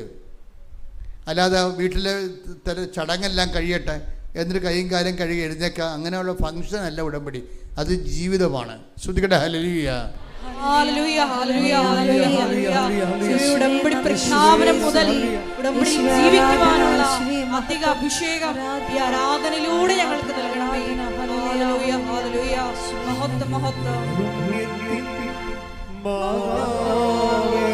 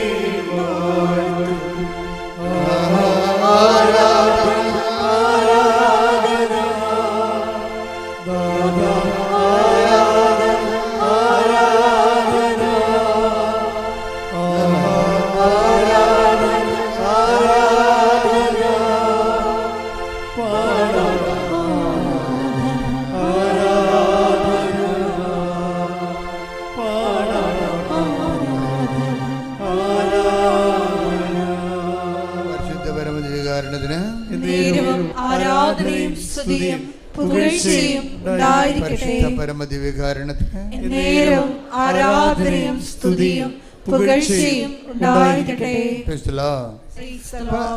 മരിയൻ ഉടമ്പടിയിൽ അഡ്രസ്സ് ചെയ്യണത് 2000 കൊല്ലങ്ങളായിട്ട് അഡ്രസ്സ് ചെയ്യാത്തൊരു കാര്യമാണ്. എന്താണ്? ഉടമ്പടിയിലുള്ള ടൈം ലാഗിങ്ങിനെ ആണ് ഇത് ടൈം ഷോർട്ട് ചെയ്യണത്. എബ്രാഹത്തിന് 25 കൊല്ലം എടുത്ത് മകനെ കിട്ടാൻ, മോസസിന് വാഗ്ദാനം പാടുന്ന ആൾ പ്രാപിക്കാൻ. അപ്പോൾ മകനെ കിട്ടിക്കഴിഞ്ഞപ്പോൾ അയാൾ വയസ്സായിപ്പോയി. ഇസ്രായേൽ ജനം വാഗ്ദാന നാട് പ്രാപിച്ചപ്പോൾ മോസസ്, അത് കൊണ്ട് നടന്ന മോസസ് മരിച്ചുപോയി. അപ്പം സമയം നിസ്സാര കാര്യമല്ല. സമയം ഭയങ്കര വില്ലനാണ്. സമയം നേരത്തെ നടക്കണം. അതുകൊണ്ട് സമയത്തിൻ്റെ കടിഞ്ഞാൻ ഇടുന്നതാണ് മരിയൻ ഉടമ്പടി. വല്ലാണ്ടങ്ങ് നീണ്ടുപോണ സമയത്തെ പിടിച്ചു നിർത്തും മരിയൻ ഉടമ്പടി. എന്താണ്? അവൻ പറയണ പോലെ ചെയ്യും. നിങ്ങൾ എന്തുമാത്രം കാര്യങ്ങൾ അവൻ പറയണ പോലെ ചെയ്യുന്നുണ്ടോ അത്രയും ടൈം ഷോട്ട് വരും. കഴിഞ്ഞ ദിവസങ്ങളിലേ ലിസി എന്നും പറഞ്ഞൊരു മോള് സാക്ഷ്യം പറഞ്ഞു. നല്ല സാക്ഷിയായിരുന്നു. ഇപ്പോൾ ലിസിയുടെ പ്രശ്നം എന്ന് വെച്ച് കഴിഞ്ഞാൽ, ഞാൻ കാനഡയിൽ ധ്യാനിപ്പിക്കുകയാണ്. അപ്പോൾ ഇവിടുത്തെ ഈ വിദേശ ധ്യാനങ്ങൾക്ക് ഉണ്ടാകുന്ന ഒരു ഗുണവുമുണ്ട് ദോഷമുണ്ട്. വിദേശ ധ്യാനങ്ങൾക്ക് കൃപാസനത്തിൻ്റെ അകത്ത് നടക്കുന്ന ധ്യാനം പോലെ ചിട്ടയും കൗൺസിലിംഗും ഒന്നും ഉണ്ടാകത്തില്ല. കാര്യങ്ങളെല്ലാം നടക്കും. അതിൻ്റെ അവിടെ പരിമിതികളനുസരിച്ച് നടക്കും. കാര്യം ഇവിടെ നമ്മൾ 76 മെമ്പേഴ്സിനെ വെച്ചാണ് ഇവിടെ ഉടമ്പടി ധ്യാനം നടത്തുന്നത് കേരളത്തിൽ. നമ്മുടെ കൃപാസനത്തിൽ കൗൺസിലേഴ്സിന് 9 പേരുണ്ട്. 9 പേരെ വെച്ചാണ് ഈ 300 പേരെ നമ്മൾ കൗൺസിൽ ചെയ്തിട്ട് ആ ഉടമ്പടിയുടെ ട്രാക്കിലേക്ക് ഇവരെ കൊണ്ടുവരണത്. അപ്പം ഇതിനുള്ള സൗകര്യമൊന്നും, ഇപ്പം ഞാനും വിജയകുമാറുമാണ് മുകളിൽ അവിടെ പോകുന്നത്. ഒരാൾ പോകുമ്പോൾ തന്നെ 10 ലക്ഷം 12 ലക്ഷം രൂപ ചിലവാകും പോയി വരുമ്പോൾ. അതുകൊണ്ട് ഒത്തിരി ആൾക്കാരെ കൊണ്ടുപോകാൻ പറ്റത്തില്ല. അപ്പോൾ അവിടെ ഉള്ള ലിമിറ്റഡ് സാഹചര്യങ്ങൾ അവിടെ ഉള്ളത്. പിന്നെ അവിടെ ഞാൻ എന്ത് ചെയ്യും, ലിമിറ്റഡ് സാഹചര്യം ഉള്ള കാരണം ഞാൻ ഉള്ള എല്ലാവരെയും കാണും. അതാ ഇവിടെ കാണാൻ പറ്റത്തില്ല. വിദേശ രാജ്യങ്ങളിലെ ധ്യാനങ്ങളിൽ ഞാൻ ഈച്ചൻ്റെ അവർ ഇപ്പോൾ സേസ്ഫോളിൽ ഞാൻ 700 പേരെയും കണ്ട്. അവിടെ ബെർഹാവിൽ 2400 പേര് ഉടമ്പടിയിൽ വന്നെങ്കിലും കുടുംബപരമായിട്ട് അവർ ഒരു കുടുംബത്തിന് ഒരു ഉടമ്പടി എടുത്തത്. ഇപ്പോൾ 1400 പേരാണ് ഉടമ്പടി എടുത്തത്. 1400 പേരെ ഞാൻ കണ്ടു. സന്ധ്യ ആയാലും നിന്ന് കാണും ആൾക്കാരാ. അതതിൻ്റെ വ്യത്യാസം അതാണ്. കാര്യം എനിക്കറിയാം അവരുടെ കൗൺസിലിംഗ് ഒന്നും ശരിയായി കാണത്തില്ല. അപ്പം അതുകൊണ്ട് അവരെ ജസ്റ്റ് അവരുടെ പ്രശ്നങ്ങളെല്ലാം അവർ പരിഹരിച്ച് ഡയറക്റ്റ് അവരുടെ ഉടമ്പടിയിലേക്ക് വരാൻ വേണ്ടി ഓരോരുത്തരും കണ്ടിട്ട് തൈലാഭിഷേകം ചെയ്ത് പ്രാർത്ഥിക്കാം. അപ്പം ഞാനിങ്ങനെ കാനഡയിൽ ധ്യാനം നടത്തുമ്പോൾ ലിസി പറഞ്ഞ സാക്ഷ്യം കഴിഞ്ഞ ദിവസം പറഞ്ഞതാണ്. സാക്ഷ്യം പറഞ്ഞത് ലിസി ഒരു നേഴ്സാണ്. ഇവരുടെ അവസ്ഥ ഭയങ്കര രസമാണ്. ഇവർ 18 വർഷത്തിന് മുമ്പ് 2005 മറ്റേ നഴ്സിംഗ് പാസ്സായതാണ്. അപ്പം അന്ന് ഇവരുടെ ഏറ്റവും വലിയ ആഗ്രഹമാണ് അമേരിക്കയിൽ ജോലി ചെയ്യണമെന്നുള്ളത്. അപ്പോൾ എല്ലാ നേഴ്സുമാരും അക്കാലങ്ങളിൽ അമേരിക്കയിൽ ജോലി ചെയ്യാനാണ് ആഗ്രഹിക്കുന്നത്. ഇപ്പം ട്രംപ് പൂട്ടി വരികയല്ലേ സംഭവം. അപ്പം അതുകൊണ്ട് ഇവർക്ക് പക്ഷേ പോകാനൊത്തില്ല. കാര്യം അതിൻ്റെ പ്രോസസ്സിങ് ഭയങ്കര കഠിനമാണ്. അവിടെ ഒരു വിസ കിട്ടുക, അല്ലെങ്കിൽ തന്നെ അതിനുശേഷം അവിടെ പെർമനൻറ്റ് റെസിഡൻസ് കിട്ടുക, PR കിട്ടുക, ഗ്രീൻ കാർഡ് കിട്ടുക, അതൊക്കെ വലിയ തൊല്ല പിടിച്ച പരിപാടിയാണ്. ചിലപ്പോഴൊക്കെ ലോട്ടിങ്ങിലേ വരത്തുള്ളൂ. 10 ലക്ഷം പേര് ലോട്ടിട്ട് അതിൻ്റെ അകത്ത് ഒരു മിഷൻ കറക്കിയിട്ട് ഒരാൾക്കൊക്കെ വിസ കൊടുക്കത്തുള്ളൂ. അങ്ങനെയൊക്കെയുള്ള ഒത്തിരി നൂലാമാലകളൊക്കെ ഉണ്ട്. അപ്പോൾ ഇവരതിനകത്ത് പരാജയപ്പെട്ട് ഇവർ പിന്മാറി. ഇവർ കാനഡയ്ക്ക് കിട്ടി. കാനഡയൊക്കെ ഈ അടുത്ത കാലത്താണ് തുറന്നത്. മറ്റു രാജ്യങ്ങളെല്ലാം തുറന്നത് കോവിഡിന് ശേഷമാണ്. ശക്തമായ രീതിയിൽ മറ്റു രാജ്യങ്ങളെല്ലാം ഇവരെല്ലാം സ്വീകരിക്കാനും സർവീസ് മേഖല തുറന്നു കൊടുത്തത് മറ്റുള്ളവർക്ക് വേണ്ടി. അപ്പം നേരത്തെ അമേരിക്ക മാത്രമേ തുറക്കത്തുള്ളായിരുന്നു. പക്ഷേ ഇവർക്ക് അവിടെ കിട്ടിയില്ല. കാനഡ തുറന്നപ്പോൾ ഇവർ കാനഡയിൽ പോയി ഭർത്താവുമായിട്ട് മക്കളൊക്കെ ആയിട്ട് അവിടെ താമസിക്കുകയും. അപ്പോൾ അവർ ഒരുവിധം ഓക്കെയാണ്. പിന്നെ നിങ്ങൾ ഒരിക്കലും ധരിക്കരുത് ഇവർ സൗഭാഗ്യം തേടി പോയതാണെന്നൊന്നും ധരിക്കരുത്. ഞാനൊന്നും അവിടെ ജീവിക്കത്തില്ല. ഞാൻ പോണതെല്ലാം സമ്മറിലാണ് പോണത്. അവിടുത്തെ സാധാരണ ക്ലൈമറ്റ് എന്ന് പറയുന്നത് -30 എന്ന് വെച്ചാൽ നമ്മുടെ കൈ ഉറ ഊരിക്കഴിഞ്ഞാൽ ഈ സാധനം പിന്നെ വിരലൊടിച്ച് കളഞ്ഞാൽ മതി. അത്രയും തണുപ്പാണ്. ആൾക്കാർ ഫിൻലൻഡിൽ പോയി താമസിക്കുന്നുണ്ട്. പക്ഷേ അത്രയും പെയിൻഫുള്ളാണ് ജീവിതം. കിട്ടണ കാശ് മുതലാകത്തില്ല. അവർ ടാക്സ് അടിക്കും. 40% ടാക്സാണ്. പിന്നെ എന്താ വീട്ടിലോട്ട് അയക്കണത്? 40%, 100 രൂപ കിട്ടിയാൽ 40 രൂപയും കൊണ്ട് ഗവൺമെൻറ് പോയിട്ട്. ഗൾഫിലൊന്നും അവരങ്ങനെ ചെയ്യത്തില്ല. ഉള്ളത് നമുക്ക് തരും, വീട്ടിൽ വരാൻ പറ്റും. പക്ഷെ അവിടെ താമസിക്കാൻ പറ്റത്തില്ല. ഗൾഫിൽ ആരെയും താമസിപ്പിക്കത്തില്ല, വണ്ടി വിടാൻ പറയും. നിൻ്റെ 3 കൊല്ലം കഴിഞ്ഞാൽ പ്രോജക്റ്റ് ഓവർ, പാക്ക് ചെയ്യുമവർ. അമേരിക്ക പാക്ക് ചെയ്യത്തില്ല. അവർക്ക് ഗ്രീൻ കാർഡൊക്കെ തന്ന് നമ്മളവിടെ നിർത്തുമവർ. അപ്പം പല ജീവിതത്തിനും പല പല പ്രശ്നങ്ങളാണ് ഉള്ളത്. പക്ഷെ നമുക്ക് എല്ലാവർക്കും സപ്പോർട്ട് ചെയ്യാത്തത് കൊണ്ട്, നമ്മൾ പഠിച്ചവരായതുകൊണ്ടും കേരളത്തിൽ നല്ല ശതമാനം ആൾക്കാരും പഠിച്ചിരിക്കുന്ന കാരണം അവർക്ക് പുതിയ സാധ്യതകളെ പ്രയോജനപ്പെടുത്തിക്കൊണ്ട് പോകാൻ പറ്റും. നല്ലതാണ്, പോകുന്നത് നല്ലതാണ്. പക്ഷേ അത് നമ്മുടെ വിഷയമല്ല. അപ്പോൾ നമ്മുടെ വിഷയം എന്ന് പറയണത്, ഈ ലിസി അവിടെ താമസിക്കുകയാണ്. 10-14 കൊല്ലമായിട്ട് അവിടെ താമസിക്കുകയാണ് കാനഡയിൽ. അപ്പോൾ ലിസിക്ക് ഒരാഗ്രഹമുണ്ട്, അവരുടെ പ്രൊഫഷൻ നല്ലവണ്ണം എക്സർസൈസ് ചെയ്യണം. ഒരു വർക്ക് സാറ്റിസ്ഫാക്ഷൻ വേണമല്ല, എല്ലാവർക്കും ഒരു പ്രൊഫഷണൽ സാറ്റിസ്ഫാക്ഷൻ ഉണ്ടാകും. അവർ പഠിച്ച ട്രേഡ് തന്നെ കിട്ടണം, പഠിച്ച സ്ഥലത്ത് തന്നെ ജോലി ചെയ്യണം. അതിനൊരു റൈറ്റാണ് നമ്മുടെ. അപ്പോൾ അവർ കിട്ടിയിരിക്കുന്ന ജോലിയിൽ, അവരുടെ പഠനത്തിൽ അവരത്ര ജോബ് സാറ്റിസ്ഫാക്ഷൻ ഉള്ള ആളല്ല. പക്ഷേ ഇനിയിപ്പോൾ കഴിയാൻ പറ്റും. ഇവർക്കിപ്പോൾ 40 വയസ്സായി. അപ്പോൾ അവർക്ക് അമേരിക്കൻ സ്വപ്നം അവർ ഉപേക്ഷിച്ചു. അപ്പോൾ അതുകൊണ്ട് അവർ സ്വാഭാവികമായിട്ട് കാനഡയിൽ ജീവിക്കാൻ വേണ്ടി, ഇപ്പോൾ ഞാനവിടെ കാനഡയിൽ ധ്യാനം നടത്തി, ടൊറൻറ്റോയിലും എൻ്റെ അപ്പുറത്തും ഗെത്സെമിനിൽ, അവിടുത്തെ ഗെത്സെം ധ്യാനകേന്ദ്രത്തിൽ ധ്യാനം നടത്താൻ ചെല്ലുമ്പോൾ അവിടെ 10,000-3000 പേരുണ്ടായിരുന്നു ആ ധ്യാനത്തിൽ. അവിടെ ചെല്ലുമ്പോൾ ലിസി പറയണത്, ഞാൻ ഉടമ്പടി എടുത്ത് ഞാൻ അച്ഛൻ്റെ അടുത്ത് വന്നു. അപ്പോൾ എൻ്റെ അടുത്ത് വന്ന് 5 സെക്കൻഡാണ് കിട്ടണത്. 5 സെക്കൻഡ് കിട്ടി. ആ സമയത്താണ് ലിസി തൻ്റെ അമേരിക്കൻ സ്വപ്നം പറയണത്. അത് അവളെ ഉപേക്ഷിച്ച് കളഞ്ഞതാണത്. ആ പുസ്തകം ഒക്കെ പറിച്ച് കീറി കളഞ്ഞതാണ്. ആ സമയത്ത് വന്നപ്പോൾ ഈ അഹ്റോൻ്റെ വടി കിളിർക്ക് എന്നും പറഞ്ഞൊരു പ്രോസസ്സ് ഉടമ്പടിയിലുണ്ട്. ഉടമ്പടിയിലേ അതേ ഉള്ളു. എനിക്കറിയാമല്ലോ, വാഗ്ദാനപ്പെടുന്നത് 3 സബ്സ്റ്റൻസാണ് ഉള്ളത്. എന്തൊക്കെയാണത്? ഒന്ന്, ആകാശ മഞ്ഞ നിറച്ച കലശം, കുടം, പാത്രം. രണ്ടാമത്തേത് എന്താണ്? കർത്താവിന് മോസസിന് കൊടുത്ത വചനങ്ങൾ. പിന്നെ മൂന്നാമത്തേത് എന്താണ്? ഈ അഹ്റോൻ്റെ തളർത്ത വടി. അഹ്റോൻ്റെ തളർത്ത വടിയെക്കുറിച്ച് ഒത്തിരി പേര് സാക്ഷ്യം പറയും. നമ്മുടെ പച്ച മെഴുകുതിരിയുടെ ഉദ്ദേശം തന്നെ അതാണ്. എന്താണ്? നിൻ്റെ സ്വപ്നങ്ങൾ പൊരിഞ്ഞ് കരിഞ്ഞു പോയതിനെ വീണ്ടും കർത്താവ് തളർപ്പിക്കും. ശ്രുതിക്കട്ടെ hallelujah. Hallelujah hallelujah hallelujah hallelujah hallelujah.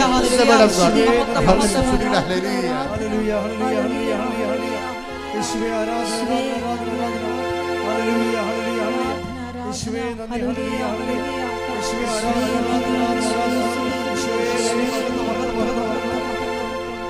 ആരാധന. ഒരുമിച്ച് എല്ലാവരും ആരാധന യേശുവേ ആരാധന. ആരാധന ആരാധന യേശുവേ ആരാധന. ഇബ്രായർ 9-ാം അധ്യായം 3-4 തിരുവചനങ്ങൾ. 2-ാം വിരിക്കകത്തുള്ള കൂടാരം അതിവിശുദ്ധ സ്ഥലം എന്ന് വിളിക്കപ്പെടുന്നു.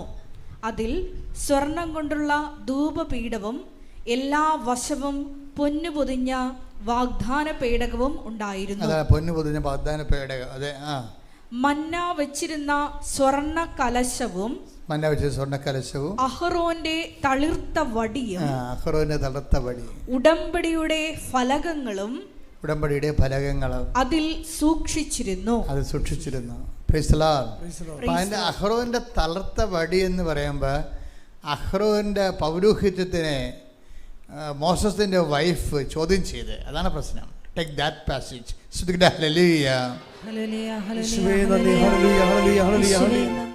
എന്താ അഹ്റോന്റെ കഴിവുകൾ തനിക്ക് ഉണ്ട്. ദൈവം അഹ്റോനോട് മാത്രമല്ല തന്നോട് സംസാരിച്ചിട്ടുണ്ട് എന്ന് പറഞ്ഞുകൊണ്ട് ശുശ്രൂഷയിൽ ഒരു മേൽഗതി കിട്ടാൻ വേണ്ടി മോസസിൻ്റെ വൈഫ് പാളയത്തിൽ പടയുണ്ടാക്കി. അപ്പോൾ അത് വലിയ കൺഫ്യൂഷനായി.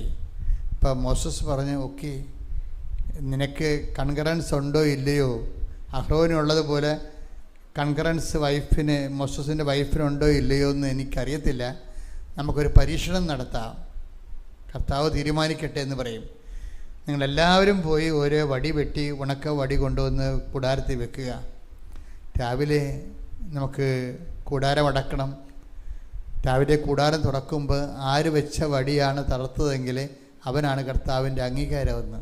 Take the word of God. സംഖ്യായുടെ പുസ്തകം 17-ാം അധ്യായം 7-8 തിരുവചനങ്ങളാണ്. സാക്ഷി കൂടാരത്തിൽ കർത്താവിന്റെ മുമ്പിൽ മോശ വടികൾ വെച്ചു.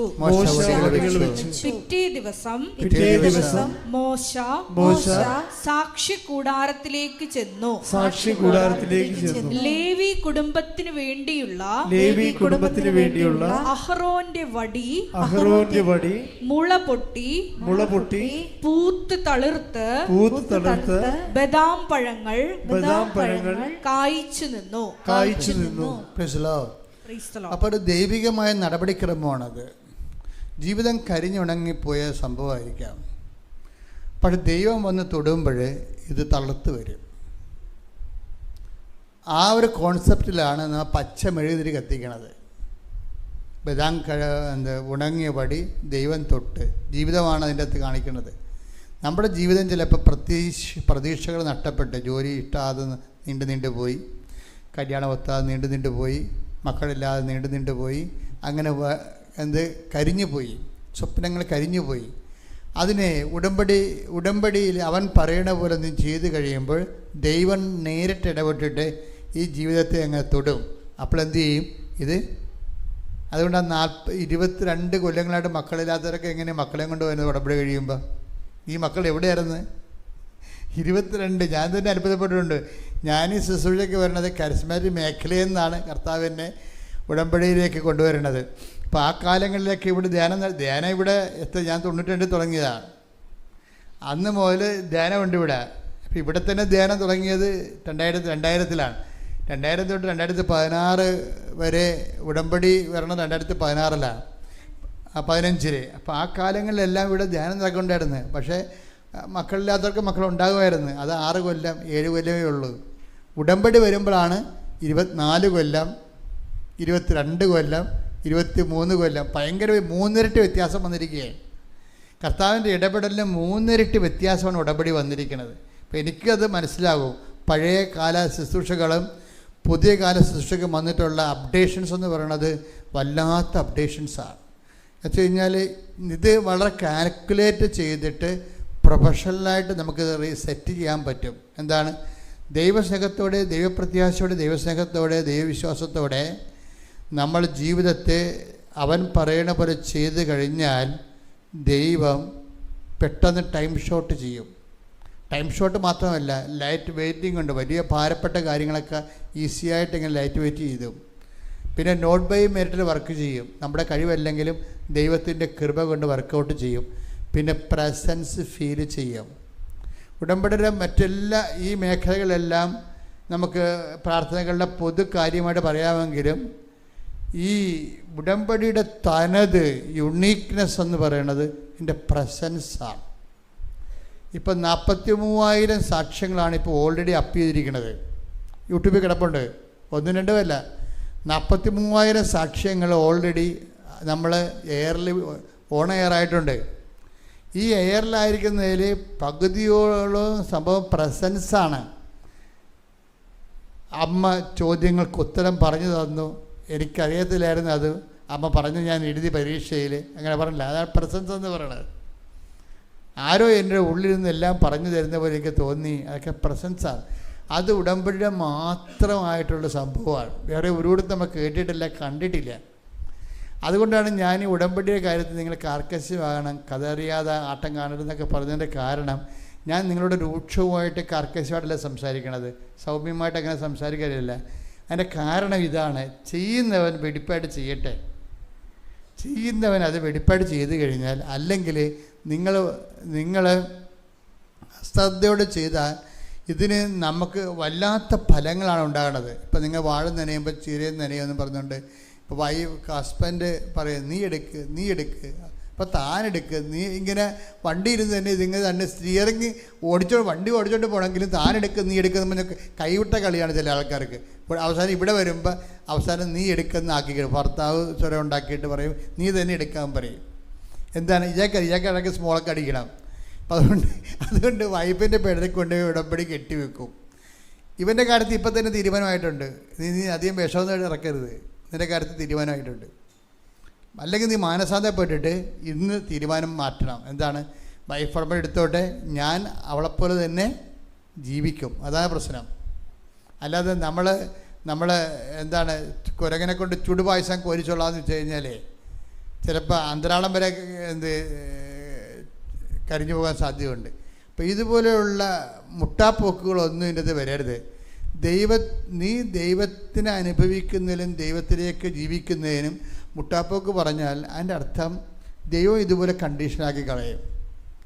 അതുകൊണ്ട് നിങ്ങൾ ഉടമ്പടി എന്ന് പറയുന്ന വലിയ സംഭവം ദൈവം വളരെ ഇത്രയും പ്രൂവൻ ഫാക്റ്റായിട്ട് നിങ്ങൾക്ക് ലോകത്തിൽ ഒരു പ്രാർത്ഥനയ്ക്ക് 43,000 രൂപ അത് ലൂർദിൽ പോലും കാണത്തില്ല. 43,000 സാക്ഷ്യം റെക്കോർഡഡ് അല്ല അത്, അതാണ് പ്രശ്നം. ഇതങ്ങനെയല്ല, ഇത് ഏറെക്കുറെ റെക്കോർഡാണ്, റിട്ടേണായിട്ട് ഞങ്ങളുടെ കയ്യിലുണ്ട്. നല്ല കാലങ്ങളിൽ ഇതൊക്കെ മാതാവിൻ്റെ പ്രത്യക്ഷീകരണ സഭ ഏറ്റെടുക്കുന്ന കാലത്ത് ഞാൻ കഴിഞ്ഞ ദിവസങ്ങളിൽ ബ്രിട്ടീഷ് മ്യൂസിയത്തിൽ പോയി. അവിടെ ധ്യാനിപ്പിക്കാൻ പോയപ്പോൾ ഒരിടത്തൊരു സമയമെടുത്ത് ബ്രിട്ടീഷ് മ്യൂസിയം ലോകത്തിലെ ഏറ്റവും വലിയ മ്യൂസിയമല്ലേ. അപ്പോൾ ഞാനവിടെ പോയി എല്ലാം നോക്കി കണ്ട് മനസ്സിലാക്കി how to set a museum, എങ്ങനെ മ്യൂസിയം.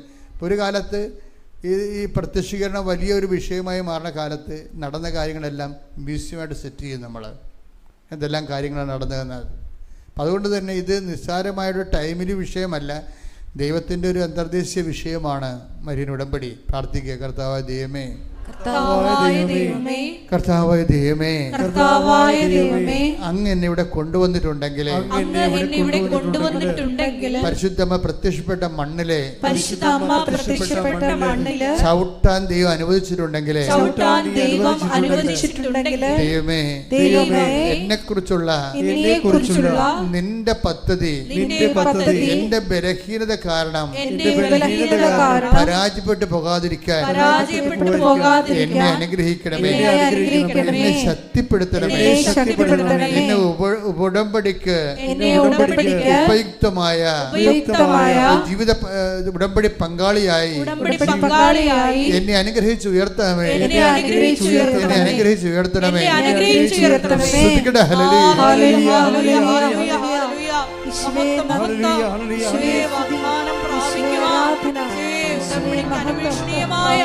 ഒരു ഹൃദയം ഞങ്ങൾക്ക് നൽകണമേ. Hallelujah, hallelujah, hallelujah.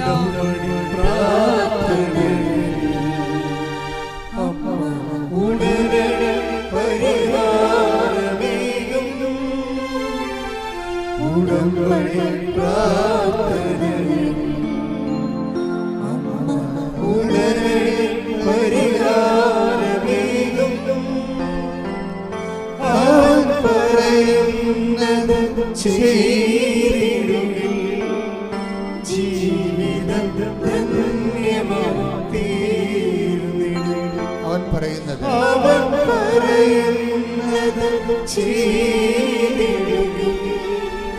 ജീവിതം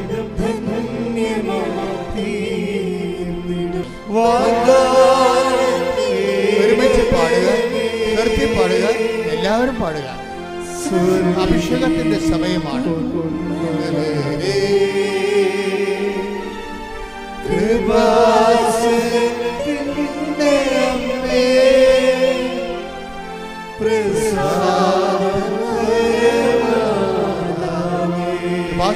അമ്മേ,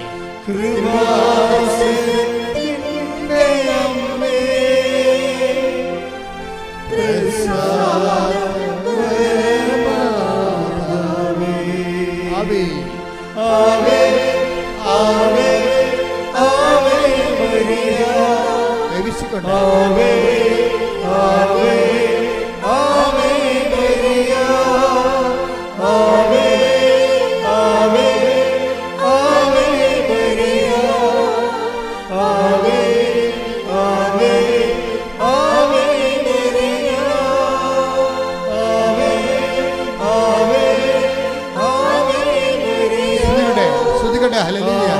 സ്തുതിക്കട്ടെ, സ്തുതിക്കട്ടെ, സ്തുതിക്കട്ടെ, സ്തുതിക്കട്ടെ. എല്ലാവരും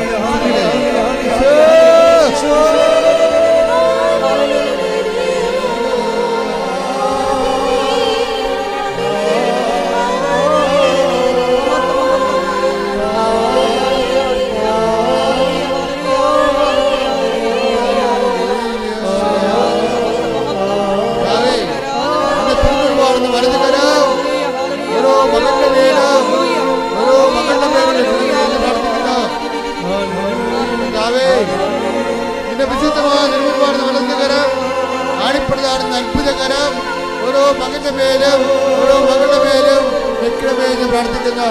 കർത്താവിന്റെ തിരുമുൻപാകെ കടന്നു കിടത്താൻ മാരക രോഗങ്ങള്, തീരാവേദികള്, ജീവ ദുരിതങ്ങള്, ജീവ തടസ്സങ്ങള് യേശുനാമത്തില് യേശുനാമത്തില് യേശുനാമത്തിൽ മാറ്റപ്പെട്ടെ. ഈശോ ഈശോ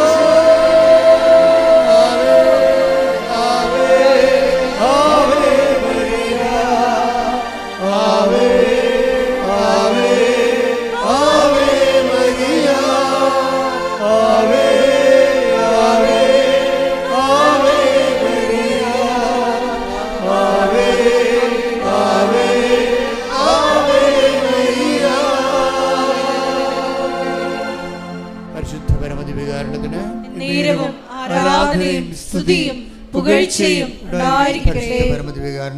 നേരവും ആരാധനയും സ്തുതിയും പുകഴ്ചയും ഉണ്ടായിരിക്കട്ടെ. നേരവും ആരാധനയും സ്തുതിയും പുകഴ്ചയും ഉണ്ടായിരിക്കട്ടെ. എൻ്റെ ദൈവവേദനെ, നീ ഞാനും കർത്താവിൻ്റെ തിരുസന്നിധിയിൽ നിൽക്കുകയാണ്. പരിശുദ്ധമ്മ, ജീവനോടെ ആൾത്താരെ പ്രത്യക്ഷപ്പെട്ട പരിശുദ്ധമ്മ ദേവമാതാവ് നമുക്ക് വേണ്ടി മധ്യസ്ഥം വഹിക്കുന്ന സുപ്രഭാതമാണ്. കയ്യടിക്കട്ടെ, സ്തുതിക്കട്ടെ.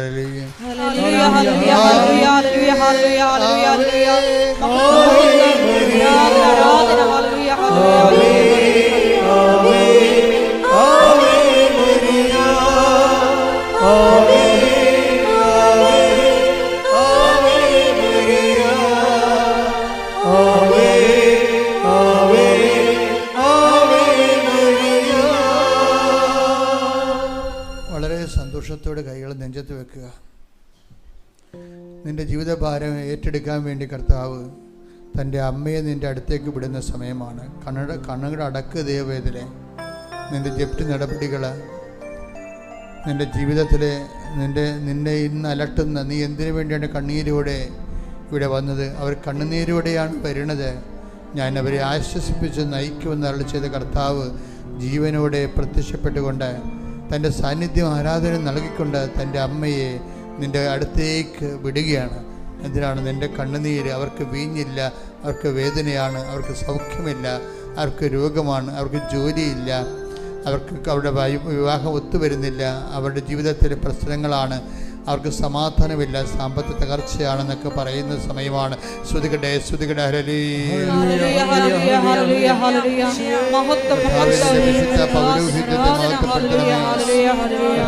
സഭയിലുള്ള സാന്നിധ്യം ദൃഢമാക്കണമേ.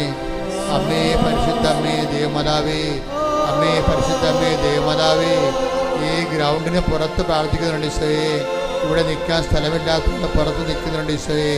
അവരെല്ലാം അടിപ്പിട പോലെ വൈദാഘാതം പോലെ ദൈവികമായ ശക്തി ഞങ്ങളുടെ കഴിവ് കൊണ്ടല്ല, അങ്ങയുടെ കൃപ കൊണ്ട്, ഞങ്ങളുടെ കഴിവ് കൊണ്ടല്ല, അങ്ങയുടെ കൃപ കൊണ്ട് കർത്താവേ, ആ മക്കള് ജീവിതത്തിൽ തളർന്നിരിക്കുന്ന കർത്താവേ, ഓരോരോ കാര്യങ്ങൾ ചെയ്തും പരാജയപ്പെട്ടും അവർ ഓരോ കാര്യങ്ങൾ പരീക്ഷ നോക്കിയും ഇനി എന്ത് ചെയ്യാൻ പറ്റുമെന്നറിയാതെ വേദനിച്ച് അങ്കലാപ്പോടെ അന്തം മുട്ടി കർത്താവെ മൊഴി അങ്ങയുടെ ദിവസത്തിൻ്റെ കണ്ണീരോടെ നിൽക്കും. ഈശോ സ്പർശിക്കണമെന്ന് പ്രാർത്ഥിക്കുന്നു. എൻ്റെ കർത്താവിൻ്റെ ഉന്നതമായ നാമത്തിൽ സഭയുടെ അധികാരം, എൻ്റെ കർത്താവിൻ്റെ ഉന്നതമായ നാമത്തിൽ സഭയുടെ അധികാരത്തെക്കുറിച്ചുള്ള അടയാളത്തിൽ ദൈവശക്തിയാൽ മാരക രോഗങ്ങള്, തീരാവേദികള്, ജീവിത ദുരിതങ്ങള് യേശുവിന്റെ നാമത്തില് കൃപാസമർത്താറെ ജീവനോടെ പ്രത്യക്ഷപ്പെട്ട പരിശുദ്ധയുടെ മധ്യസ്ഥത്തില് മാരക രോഗങ്ങള്, തീരാവേദികള് യേശുവിന്റെ നാമത്തിൽ, കടരോഗങ്ങള്, ഹൃദയരോഗങ്ങള്, കിഡ്നി രോഗങ്ങള്, ഹൃദയരോഗങ്ങള്, ക്യാൻസർ രോഗങ്ങള് ഉച്ച മുതല് ഉള്ളംകാല വരെ കർത്താവിന്റെ രക്തം പടരട്ടെ. യേശുവിന്റെ നാമത്തില് മാറിയ രോഗങ്ങള്, തീരവേദികള് യേശുവിന്റെ നാമത്തില് മാറിപ്പോകട്ടെ.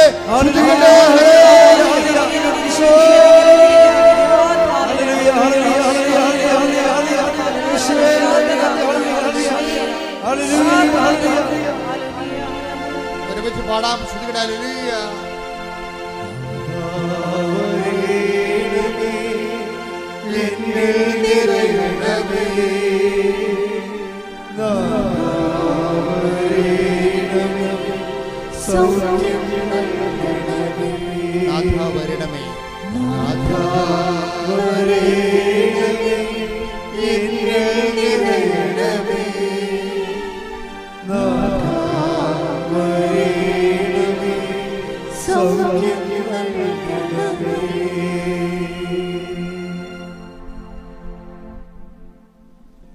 ഒരു മാലാഖ ചിറക് ഉയർത്തി പുറകിൽ നിന്നുകൊണ്ട് നിങ്ങളുടെ ശിരസ് കൈവച്ച് ദൈവ അനുഗ്രഹം തരുന്ന സന്ദേശമാണ്. ഒരു മാലാഖ ചിറക് വിടർത്തി പുറകിൽ നിന്നുകൊണ്ട് നിങ്ങളുടെ പുറകിൽ നിന്നുകൊണ്ട് മുന്നിലേക്ക് ആദ്യം നിങ്ങളുടെ രണ്ട് കൈകൾ നിങ്ങളുടെ ശിരസിൽ കൈവച്ചുകൊണ്ട് ദൈവം അനുഗ്രഹിക്കുന്ന നിമിഷത്തിൽ സ്വർഗത്തിന്റെ സാന്നിധ്യമാണ്. ശ്രുതികട ഹല്ലേലൂയ.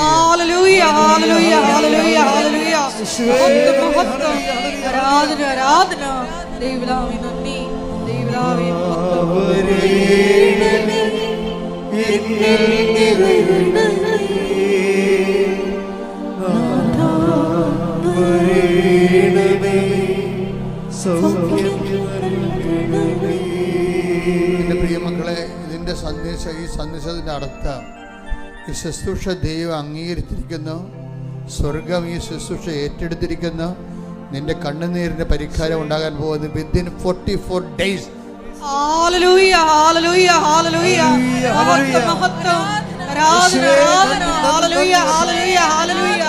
മഹത്വം മഹത്വം ആരാധന ആരാധന. Hallelujah hallelujah hallelujah. 44 ദിവസം എന്നാണ് ഈശോ പറയണത്.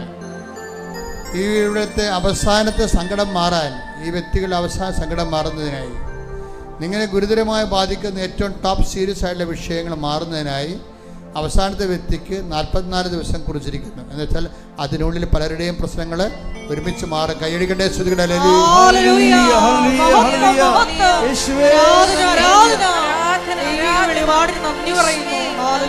സ്വസ്ത്ര ഗാനങ്ങൾ, ശ്രുതികട ഹല്ലേലൂയ, സ്വസ്ത്ര ഗാനങ്ങൾ പാടിപ്പുകഴുത. ശ്രുതികട ഹല്ലേലൂയ. സന്തോഷത്തോടെ, നന്ദിയോടെ,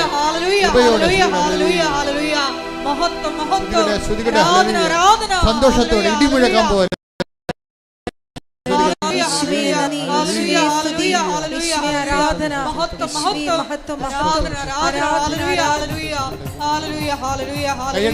കൈയടിച്ചുകൊണ്ട് സന്തോഷത്തോടെ നന്ദിയോടെ ദൈവം ഈ നിമിഷം പാടുമ്പോൾ പ്രാർത്ഥിക്കുമ്പോൾ നിങ്ങളിലേക്ക് സൗഖ്യം നൽകാൻ പോകുന്നു, സത്യം നൽകാൻ പോകുന്നു. കർത്താവ് ഇറങ്ങി വന്ന് എന്നെ അനുഗ്രഹിക്കാൻ പോകുന്നു. അടിപ്പെടേണ്ട സമയമാണ്, വൈദാഖ സമയമാണ്. ദൈവസ്നേഹത്തിൽ അഭിഷേകം ചെയ്യുന്ന ശ്രദ്ധിക്കട്ടെ.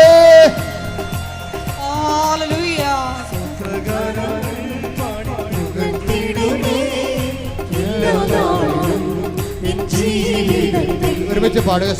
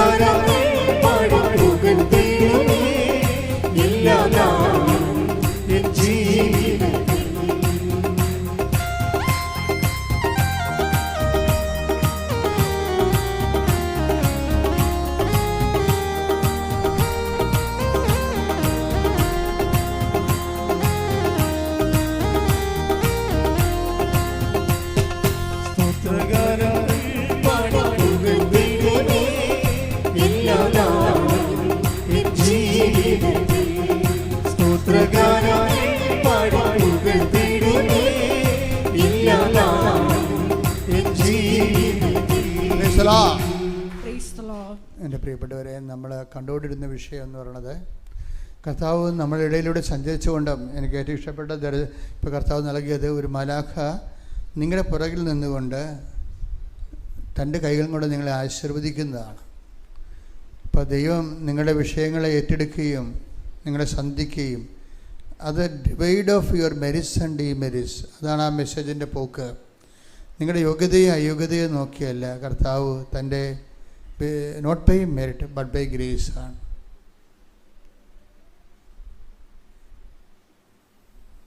ഞാൻ പറഞ്ഞു നിർത്തിയത് ആ ചേച്ചി ലിസി എന്ന് പറഞ്ഞ ചേച്ചിയുടെ സാക്ഷ്യങ്ങളാണ്. ദൈവം ഒന്ന് മനസ്സ് വെച്ചാൽ മതി, ആ സെക്കൻഡിലെ വിഷയം എല്ലാം മാറി മറിയും. ഇപ്പം ലിസി എൻ്റെ അടുത്ത് ഇങ്ങനെ ക്യൂ നിന്നല്ലേ ആൾക്കാർ വരണം. ഒരാൾക്ക് 5 സെക്കൻഡാണ് കിട്ടണത് പ്രാർത്ഥിക്കാൻ, 5 or 10 കിട്ടും ചിലപ്പോൾ. ഇപ്പം ഞാനൊരു വിഷയം പറയും, ടോപ്പ് സീരിയസ് വിഷയം പറയാൻ പറയും. കാര്യം അത് ആ സമയത്ത് ടോപ്പ് സീരിയസ് എന്ന് പറയുമ്പോൾ വളരെ നിറഞ്ഞ അഭിഷേകം നിൽക്കുമ്പോൾ ജസ്റ്റ് അത് കേട്ടാൽ മാത്രം മതി. ഇപ്പം ലിസി ഒരിക്കലും പറയാത്ത കാര്യം, പറയേണ്ടെന്ന് വിചാരിച്ച കാര്യം, മറന്നുപോയ കാര്യമാണ്. ജീവിതത്തിൽ അനുഭവിച്ച് ആ വിഷയം മറന്നുപോയി. അതൊരു കരിഞ്ഞ ഉണങ്ങി കരിഞ്ഞ വടി പോലെയാണ് അമേരിക്കൻ സ്വപ്നം. പക്ഷേ ഇവർ എൻ്റെ അടുത്ത് വന്നപ്പോൾ ഉടനെ പറയണ, അച്ഛാ എനിക്ക് മക്കൾക്കും US പോയി വർക്ക് ചെയ്യണമെന്ന്. That's okay, blessing. അത്രേ ഉള്ളൂ. തീർന്നു, ആ വിഷയം തീർന്നു. ഇത് 18 കൊല്ലമായി ഇതിന് ട്രൈ ചെയ്യണത്. പിന്നെ അത് എടുത്തി, അത് ആ വിഷയം മറന്നുപോയെന്ന്. അങ്ങനെ വിഷയം തനിക്കുള്ള കാര്യം മറന്നുപോയി. അതാണ് കരിഞ്ഞ വടി എന്ന് പറയുന്നത്. പക്ഷേ ഈ ബ്ലെസ്സിങ്ങോടുകൂടി പിറ്റേ ദിവസം ഇവരെന്ത് സംഭവിച്ചെന്നാൽ ആരോ ഇവരോട് പറയണ ഉള്ളിരുന്ന്. അതാണ് പ്രസൻസ് എന്ന് പറയണത്. ഉടമ്പടിയുടെ മെയിൻ സംഭവം പ്രസൻസ് ആണ് കേട്ടോ. നോട്ട് ബൈ മിനിറ്റിൽ ഇത് വർക്ക് ചെയ്യും, ടൈം ഷോർട്ടറിങ് ഉണ്ടാവും, ലൈറ്റ് വെയിറ്റിംഗ് ഉണ്ടാവും. Above all it's a matter of presence. ആരോ ഇവിടെ ഉള്ളിൽ നിന്ന് പറയുകയാണ്, നീ അമേരിക്കൻ എംബസിക്ക് എഴുതാൻ. അപ്പോൾ ഇവർ അമേരിക്കൻ എംബസിക്ക് എന്ത് എഴുതാനാണ്? എനിക്ക് വിസ തരണമെന്ന്. അവരുടെ വിസ ആപ്ലിക്കേഷൻസ് കിടക്കണ എത്രയാണെന്ന് അറിയാമോ? ചിലപ്പോൾ 10-30 ലക്ഷം പേര് ലോകത്തിൽ നിന്ന് മുഴുവനുമായിട്ട് വിസയ്ക്ക് വേണ്ടി ആപ്ലിക്കേഷൻ ചെയ്യുന്നുണ്ട്. നോർമൽ പ്രോസസ്സിൽ ഇവർക്ക് കിട്ടാൻ, നോർമൽ പ്രോസസ്സ് ഇവരത് സ്വീകരിക്കുകയാണെങ്കിൽ തന്നെ ഇവർക്ക് കിട്ടാൻ സാധ്യത 27-ലാണ്. ഇവരെന്താ എഴുതണത്? ഞാൻ ഈ രാജ്യത്ത്, നിങ്ങളുടെ രാജ്യത്ത് വന്ന് ജോലി ചെയ്യാൻ വേണ്ടിയാണ് പഠിച്ചത്, പക്ഷെ നിർഭാഗ്യവശാൽ നിങ്ങൾ എനിക്ക് വിസ തന്നില്ല. അതാണ് ഇമെയിലിൽ അവർ എഴുതണത്. നിർഭാഗ്യവശാൽ. എന്താണ് കാര്യം? എന്തുകൊണ്ട് നിങ്ങൾ എനിക്ക് വിസ തരുന്നില്ല? രണ്ടാമത്തെ കാര്യം, അപ്പം ഇത് എന്തുകൊണ്ട് നിങ്ങൾ എനിക്ക് വിസ തരുന്നില്ല എന്നുള്ള ചോദ്യം വിസ തരാനുള്ള മെറിറ്റല്ല, അത് അവരെ പ്രകോപിപ്പിക്കുകയുള്ളൂ ശരിക്കും പറഞ്ഞാൽ. പക്ഷെ അവർക്ക് എന്താ എഴുതേണ്ടതെന്ന് അറിയത്തില്ല. അതാണ് പ്രശ്നം. എന്താ എഴുതേണ്ടതെന്ന് അറിയത്തില്ല. ഒരു സ്റ്റോറി സഞ്ചരിക്കണ വഴി കണ്ടില്ലേ? രണ്ടാമത്തെ വിഷയം, എൻ്റെ കുഞ്ഞിനെ എനിക്ക് US പഠിപ്പിക്കണം. അപ്പം അതും ഒരു വിസ ഇവർക്ക് കൊടുക്കാനുള്ള ന്യായമല്ല. കാനഡയിൽ നിന്ന് കുഞ്ഞിനെ വേണമെങ്കിൽ അവർക്ക് ട്രെയിനുണ്ട്, ട്രെയിനിൽ വിട്ട് ഞാനും കാനഡയുടെയും അമേരിക്കയുടെയും ബോർഡറിൽ പോയതാണ്. അപ്പോൾ അവിടെ നമ്മുടെ ഇപ്പോൾ നിങ്ങളുടെ നാട് അടുത്ത നാടുമായിട്ട് എങ്ങനെ കിടക്കുന്നു അതുപോലെ കിടക്കുകയാണ്. അപ്പോൾ ട്രംപ് ഇപ്പോൾ വലിയ മതിലൊക്കെ കെട്ടിയിട്ടുണ്ട്. കാര്യം ആൾക്കാർ ചാടി ഇതിനകത്ത് വരാതിരിക്കാൻ വേണ്ടി അവിടെ പട്ടാളക്കാരൊക്കെ ഷൂട്ട് ചെയ്യാൻ വേണ്ടി നിർത്തിയിട്ടുണ്ട്. അപ്പോൾ അത്രയേ ഉള്ളൂ കാര്യങ്ങൾ. പക്ഷെ എന്നാലും ആൾക്കാർ ഏജൻസിനൊക്കെ ഇട്ട് ചില ഔദ്യോഗികമല്ലാത്ത രീതിയിലൊക്കെ ട്രാഫിക് അവിടെ നടക്കുന്നുണ്ട്. പല സ്ഥലങ്ങളിലും ഫോറസ്റ്റ് ഏരിയയിലൊക്കെ നടക്കാറുണ്ട്. അതാണ് അവരങ്ങനെ കുറേ ആൾക്കാരുള്ളതുകൊണ്ടാണ് ട്രംപ് അവർ പോണം എന്ന് പറഞ്ഞ് ബഹളം ഉണ്ടാക്കുന്നത്. അവരവർക്ക് കൈയും കാലൊക്കെ വെച്ച് കെട്ടി വിമാനത്തിൽ പാക്ക് ചെയ്ത് വിടാൻ നമുക്ക് കണ്ടില്ലേ? അതാണ് സംഭവം. ഇങ്ങനെ ഫോറസ്റ്റ് ഏരിയയിലൂടെ അകത്ത് കിടക്കുന്ന ആൾക്കാരും ചെയ്യണത്. അപ്പോൾ അപ്പോൾ ഇവരോട് പറഞ്ഞു, നിൻ്റെ മകളെ അവിടെ പഠിപ്പിക്കണമെന്ന് ഇവർ പറയണത്. അവളിപ്പോൾ 12 വയസ്സായി, അവൾക്ക് 1 വയസ്സുള്ളപ്പോൾ ഇതുകൊണ്ട് ഞാനിത് വേണ്ടി ട്രെയിനാണ്. 18 കൊല്ലമായിട്ട് ഇപ്പോൾ എനിക്ക് നിങ്ങളുടെ ഏത് റിപ്പോർട്ടൊന്നും കിട്ടിയിട്ടില്ല. ഇങ്ങനെ ഇവർ കെയർലെസ് ആയിട്ട് അവർക്ക് കേട്ട പ്രകോപനം തോന്നുന്ന രീതിയിലും സമാധാനം, അവർക്ക് അതേ അറിയാൻ പാടുള്ളൂ. നിങ്ങൾ എഴുതുന്ന സാധനം നെഗറ്റീവാണ് എഴുതണത്, നിൻ്റെ എഴുതണതിന്. പക്ഷേ അമ്മ ഈ സാധനം എഴുതി വിട്ട് കഴിയുമ്പോൾ നമ്മൾ എഴുതുന്നത് നെഗറ്റീവാണെങ്കിലും ത്രൂ മേരിയാണിത് പോണത്. അത് അമ്മ അത് പോസിറ്റീവ് ആക്കി കളയും. അത് ഭയങ്കര രസമാണ്. അപ്പോൾ എന്ത് വിഷയം എന്ന് പറയണത്, ഇവരിങ്ങനെ രണ്ട് കാര്യങ്ങൾ പറഞ്ഞ രണ്ട് കാര്യവും ഉടങ്കലി നയങ്ങളാണ്. ഇവർക്ക് വിസ കൊടുക്കാൻ പറ്റിയ നയങ്ങളല്ല. പക്ഷേ പിറ്റേ ദിവസം ഉച്ചയായപ്പോൾ എംബസിയിൽ നിന്ന് ഇവർക്കൊരു ഇമെയിൽ വരും, നിങ്ങളുടെ വിസ ഇപ്പോൾ പ്രോസസ്സിങ് ആയെന്ന്. Hallelujah hallelujah hallelujah. നമ്മൾക്ക് കേട്ടാൽ ഞെട്ടിപ്പോവും, പക്ഷേ ഞെട്ടേണ്ട കാര്യമില്ല. ഇതാണ് ഉടമ്പടി. ഇതാണ് ഉടമ്പടി എന്ന് പറയുന്നത്. ടൈം ഷോർട്ടനിങ് എന്നാണ്. 18 കൊല്ലമാണ് വെറും 18 മിനിറ്റായിട്ട് ഷോർട്ട് ചെയ്യണത്.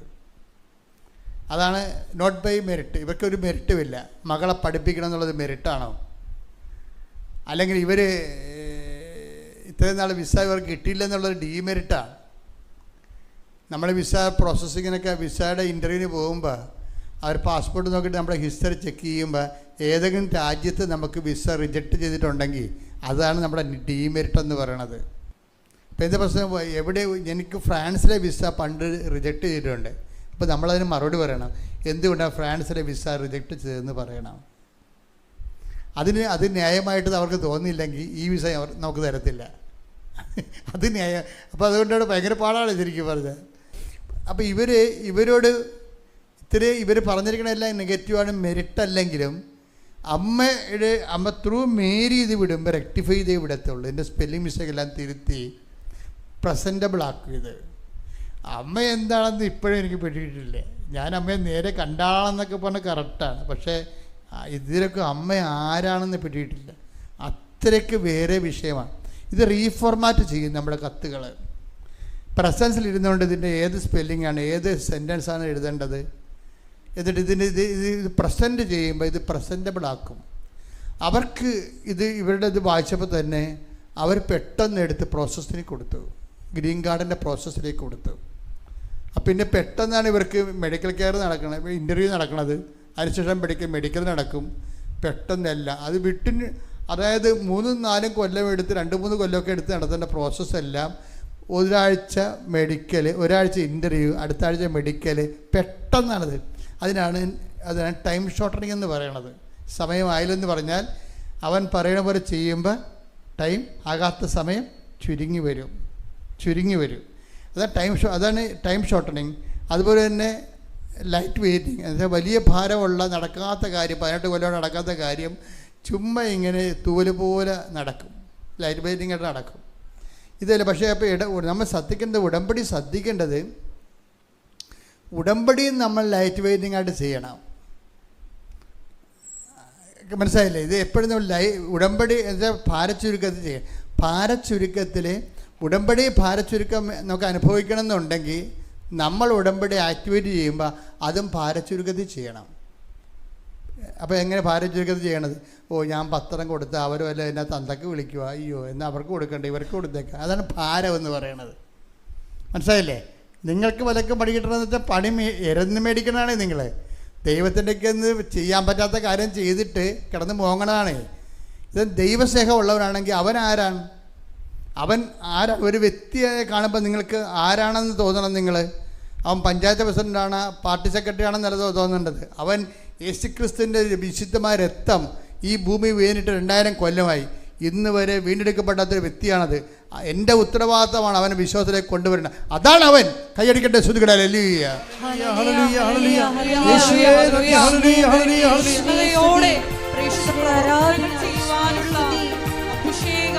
ആരാധനയിലൂടെ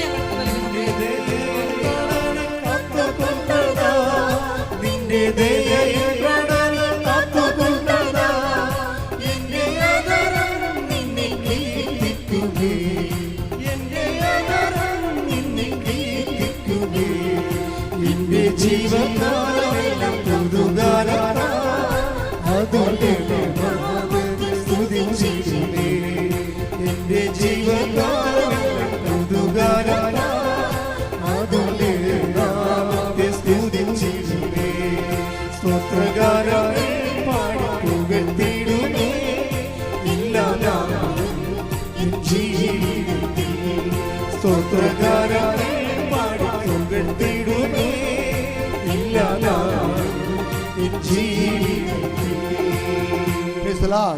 അപ്പോൾ ലൈറ്റ് വെയ്റ്റിംഗ് എന്ന് പറയണത് മഹാഭാരം പിടിക്കുന്ന ഒരു സംഭവങ്ങളെ ഈസി ആയിട്ട് ഭാരച്ചുരുക്കം സംഭവിക്കും. പക്ഷേ ഉടമ്പടി ഭാരച്ചുരുക്കം സംഭവിക്കണമെങ്കിൽ എന്തിനാണെന്നാണ് പറയണത്? നിങ്ങൾ ഉടമ്പടി ഭാരച്ചുരുക്കത്തോടെ ചെയ്യണം. അതാണ് വിഷയം. ഭാരച്ചുരുക്കം സംഭവിക്കും, ഭാരം ലഘുവായിട്ട് തോന്നും. പക്ഷെ അതിനെന്ത് ചെയ്യണം? നിങ്ങൾ ഉടമ്പടി ഭാരച്ചുരുക്കത്തോടെ ചെയ്യണം. കാര്യം ഇതിനകത്ത് ഭാരം നിങ്ങൾക്ക് ഉണ്ടാക്കാവുന്ന കുറേ സാധനങ്ങൾ ഇതിനകത്ത് ഉണ്ട്. എന്താണത്? ഏറ്റവും ടോപ്പ് 50% മാർക്ക് കവർ ചെയ്യേണ്ടത് ഈ ഇവാഞ്ചലൈസേഷനെയാണ്. എന്താണ്? ഈശ്വരനെ മറ്റുള്ളവർക്ക് അറിയിക്കുന്നത്. അതെന്താ അറിയിക്കണത്? പത്രത്തിലൂടെയാണ്. പത്രത്തിലൂടെ അറിയിക്കണത്. ഇതിൻ്റെ ഏറ്റവും ടോപ്പായിട്ട് നിങ്ങൾ പറയണത് ആൾക്കാർക്ക് വേണ്ടി പൊതിച്ചോറ് കൊടുക്കണതല്ല, പൊതിച്ചോറിൻ്റെ സുവിശേഷമല്ല. അതിനൊക്കെ 5 മാർക്കാണുള്ളത്. അല്ലെങ്കിൽ കൂടി 10 മാർക്ക് കിട്ടും. 50 മാർക്ക് വെച്ചിരിക്കണത് എന്തിനാണെന്ന് അറിയാമോ? പത്രത്തിൻ്റെ സുവിശേഷ വിലക്കാണ്. എന്താണ്? അത് പാടാണ്. മഴയത്ത് കൊടുക്കണം. അത് ചിലപ്പോൾ ഇന്ന് മഴയല്ല, മഴ മാറട്ടെ. എടി മകളെ, ഈ ദിവസങ്ങളിൽ മഴയാണല്ലേ എല്ലായിടത്തും. ഇല്ലമ്മ നാളെ മാറും. എന്നാൽ നാളെ കൊടുക്കാൻ പത്രം. ഭാരമായി. മഴയെങ്കിൽ മഴ, സമയത്തും അസമയത്തും സുവിശേഷ പ്രസംഗിക്കുക.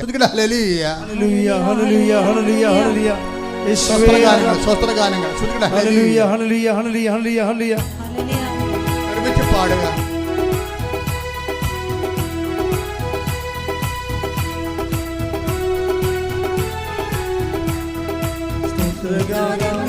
പാടി പുകഴ്ത്തിടുമേ എല്ലാ നാളും എൻ ജീവിതത്തിൽ.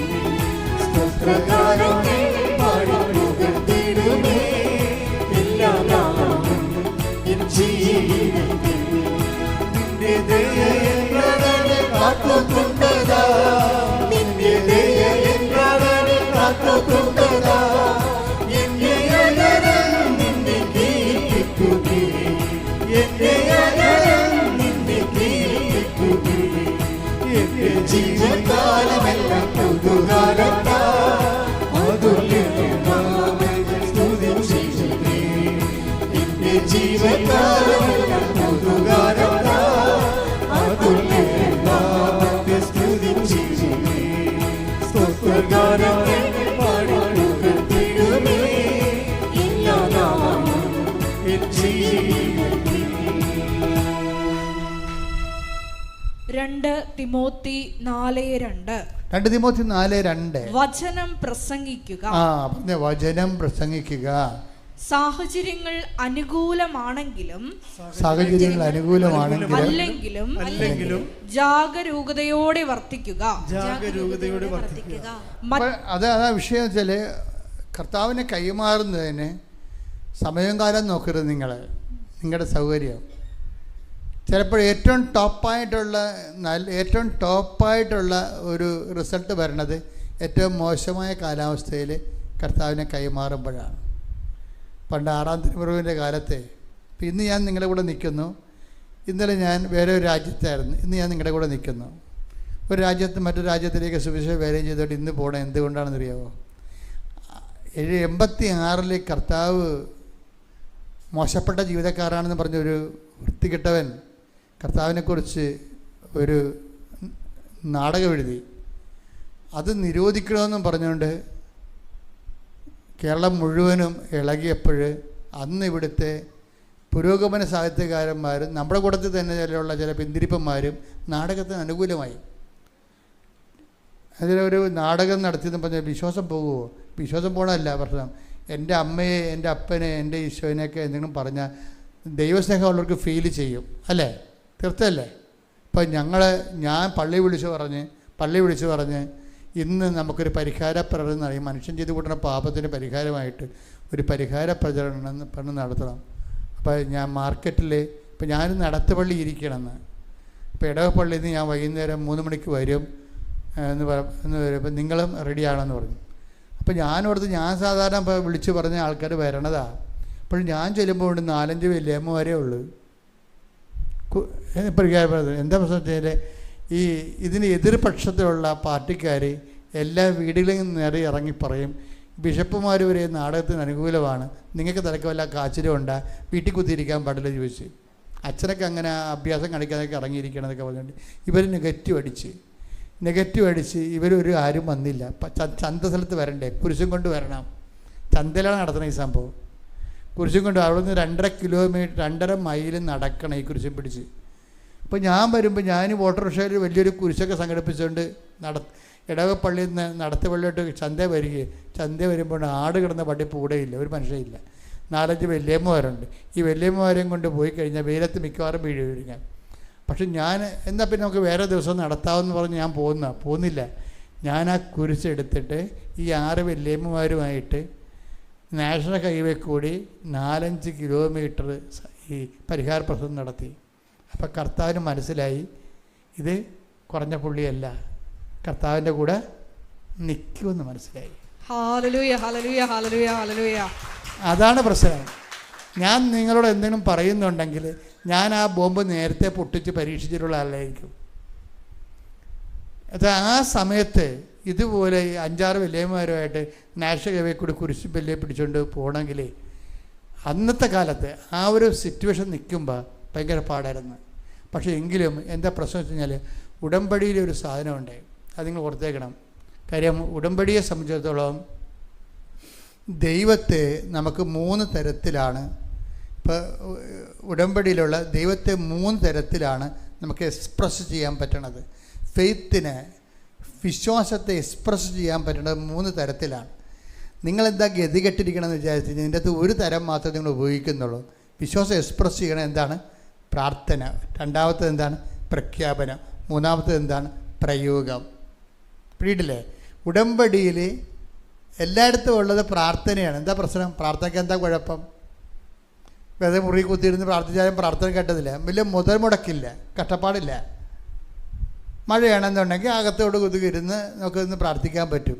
ദൈവത്തിന് എന്ത് മെച്ചം, നമുക്കെന്ത് മെച്ചം? ഒരു മെച്ചവുമില്ല. പ്രാർത്ഥിച്ചെന്നൊരു സമാധാനം, അത്രേ ഉള്ളൂ. പ്രാർത്ഥനയ്ക്കുള്ള കുഴപ്പം നിങ്ങൾ എന്ത് സ്പെൻഡ് ചെയ്യുന്നു എന്നുള്ള പ്രോബ്ലം. നിങ്ങളെന്താ, നിങ്ങളുടെ മുതൽ മുടക്ക് എന്താ? യേശു ക്രിസ്തുവിന് വേണമെങ്കിൽ ലോകത്ത് മുഴുവനും മനുഷ്യൻ്റെ പാപങ്ങൾ പരിഹാരം ഉണ്ടാകട്ടെ എന്ന് പറഞ്ഞാൽ പോരെ ദൈവത്തിന്? ഉണ്ടാകട്ടെ എന്നും പറഞ്ഞല്ലേ ഈ ലോകം സൃഷ്ടിച്ചത്. അങ്ങനെയാണെങ്കിൽ ഇതിൻ്റെ പാപങ്ങൾ മാറട്ടെ എന്ന് പറയുമ്പോൾ മാറാനല്ലേ ഉള്ളൂ. പക്ഷെ മാറാതെ അവൻ പ്രകൃതിയായ ദൈവമായിരിക്കവേ ദൈവത്തോടുള്ള സമാധാനം മുറുകെ പിടിക്കേണ്ട കാര്യമായി പരിഗണിക്കാതെ അവൻ ദാസനായി മരണത്തോളം കുരിശുമരണത്തോളം തന്നെ താഴ്ത്തി. കണ്ട, അതാണ് ഈ പ്രോസസ്സിംഗ് എന്ന് പറയുന്നത്. അതായത് ഏറ്റുപറച്ചിലൊരു വിഷയമാണ് അതിൻ്റെ അകത്ത്. നമുക്ക് അതായത് നമ്മുടെ അഭിമാനം, നമ്മുടെ സ്റ്റാറ്റസ് ഡീപ്രമോട്ട് ചെയ്യാതെ ഒരിക്കലും ദൈവത്തെ കണ്ടെത്താൻ പാടാണ്. മറ്റേതെല്ലാം കള്ളപ്രാർത്ഥനക്കാരാണ്. കരണക്ക് എന്താ 300 പ്രാവശ്യം ചൊല്ലി എന്താ നഷ്ടം? വീട്ടിൽ കുത്തിരുന്ന് ചെല്ലിയാൽ പോരെ, 3 മണിക്ക് എഴുന്നേറ്റ് നിന്ന് ചെല്ലിയാൽ പോരെ. എന്താ കുഴപ്പം? വല്ല കാര്യമുണ്ടോ? ഒരു കാര്യമില്ല. എന്താ കാര്യം? മുതൽ മുടക്കില്ല. അകപ്പാടെ മുതൽ മുടക്കെന്ന് പറയണത് ഇത്തിരി ഉറക്കം നിൽക്കണം എന്നുള്ള മുതൽ മുടക്കേ ഉള്ളൂ. അത് ഈ പണ്ടായിരത്തി ഉറക്കം ഇല്ലല്ല, പ്രഷറൊക്കെ അടിച്ചിട്ടും ഉറക്കമില്ല, നടക്കില്ല. അപ്പോൾ ഉറക്കമില്ലാത്തതുകൊണ്ട് ഞാൻ കൊന്തയിലേക്ക് കൊടുക്കുകയാണ്. പല പരിപാടിയല്ലേ. ദൈവത്തിന് എന്താ മെച്ചം?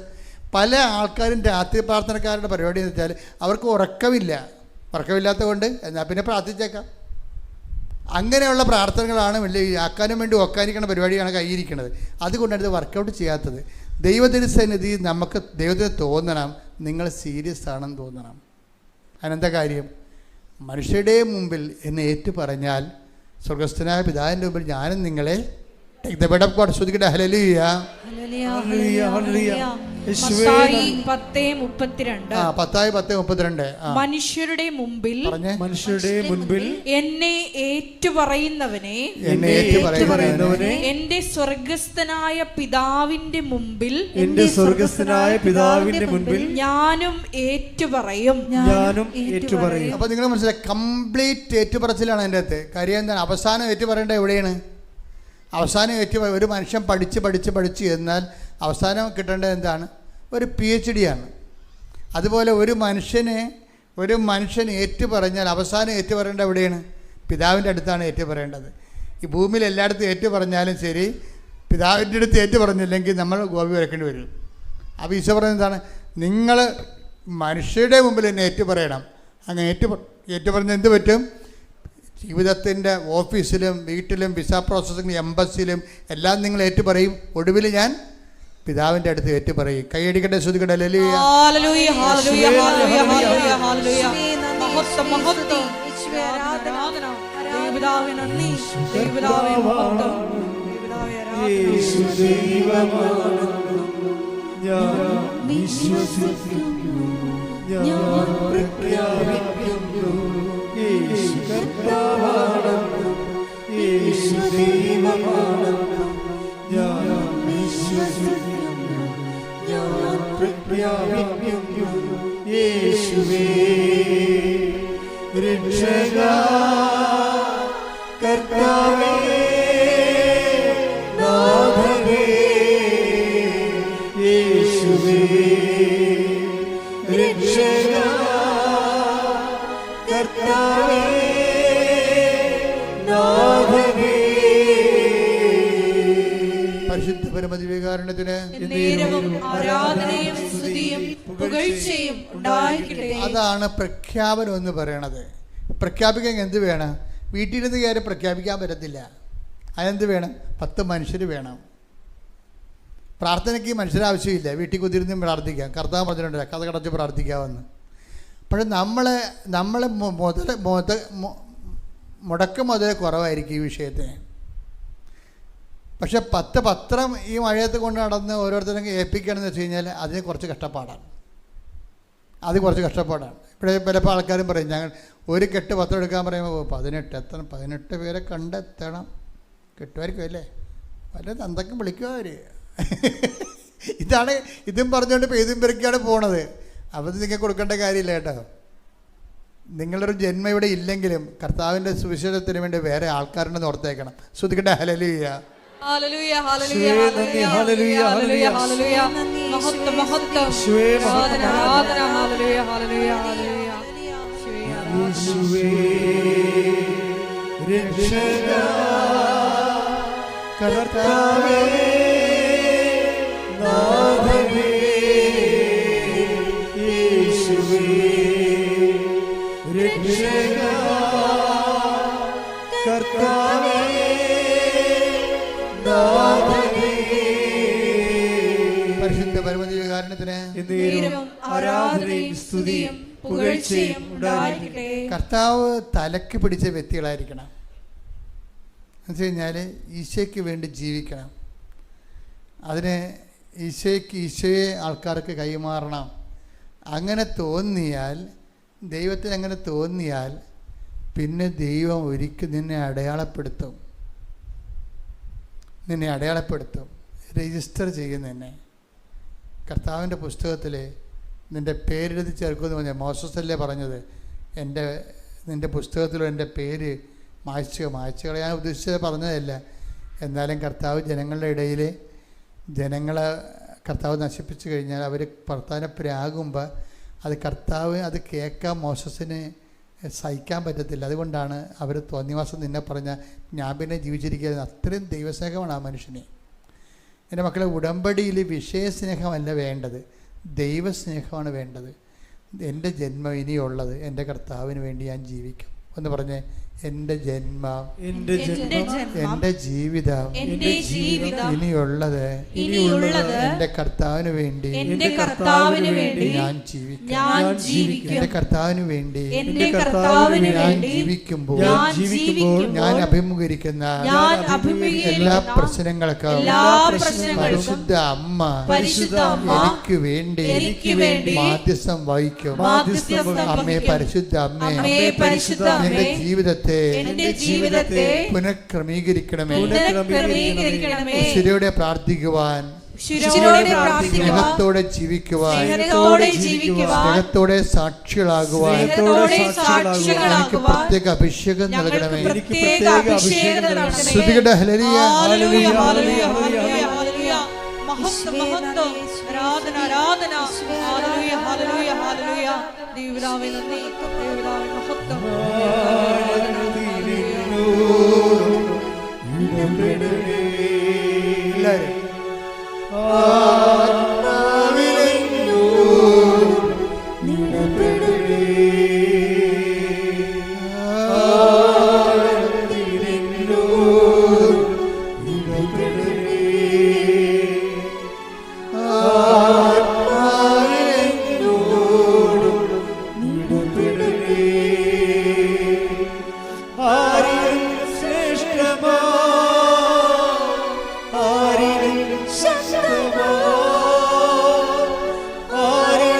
ശ്രേഷ്ഠമാ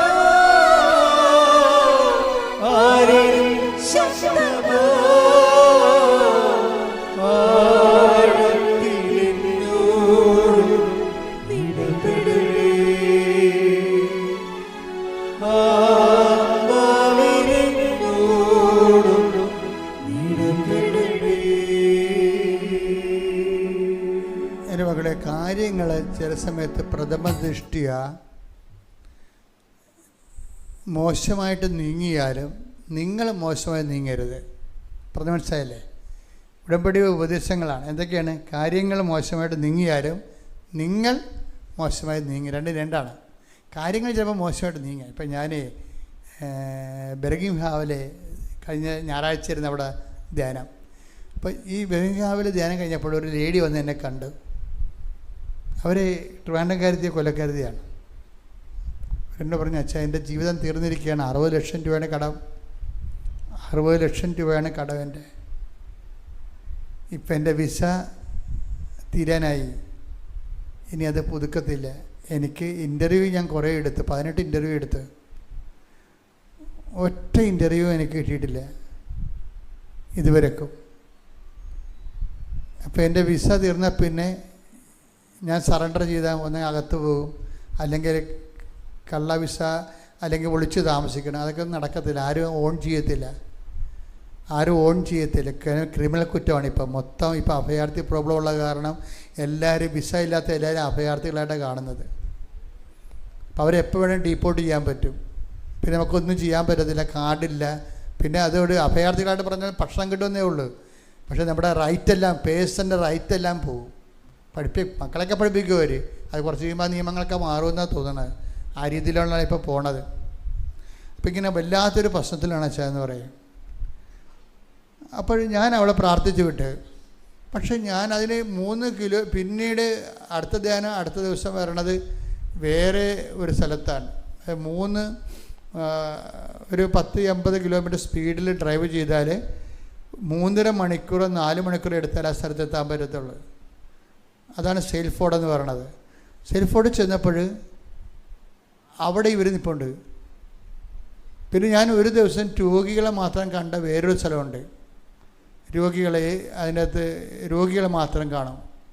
അതായത് ക്യാൻസർ രോഗികളെയും അതുപോലെ തന്നെ മറ്റു തരത്തിലുള്ള ഗുരുതര പ്രശ്നങ്ങളുള്ള എല്ലാവരും കാണുന്നവരിന് വേറൊരു പള്ളിയെടുത്ത് അവിടുത്തെ ഒരു തോമസ് ബ്രദർ എന്ന് പറഞ്ഞ റാണി സിസ്റ്റർ, പിന്നെ ഈഡൻ, അങ്ങനെ കുറേ ലിസ്റ്റ് ചേച്ചി, അങ്ങനെ കുറേ അഗസ്റ്റിൻ ചേട്ടൻ, അങ്ങനെ കുറേ നല്ല പ്രവർത്തകരാണ് അവിടെ ഉള്ളത്. അപ്പോൾ അവരാണ് ഇതെല്ലാം സംഘടിപ്പിക്കുന്നത്. ഞാനിങ്ങനെ ശുശ്രൂഷ ചെയ്ത് കൊടുക്കണമെന്നേ ഉള്ളൂ. ആ സങ്കടമല്ല അവരാണ്. അപ്പോൾ അവർ അവിടെ ചെല്ലുമ്പോഴുണ്ട് ഈ രോഗികളെ കൊണ്ടുവരാനും അച്ഛൻ്റെ അടുത്ത് കൊണ്ടുവരാനും ഒക്കെ നിൽക്കണേ ഇവരാണ്. ഞാനടുത്ത് ഇവർ തീരെ നിൽക്കണേ. അവരുടെ ജീവിതം ഓർത്ത് കഴിഞ്ഞാൽ നമുക്ക് ബോധം കേടുണ്ടാകും. 2 കുഞ്ഞുങ്ങളവിടെ ഉണ്ട്.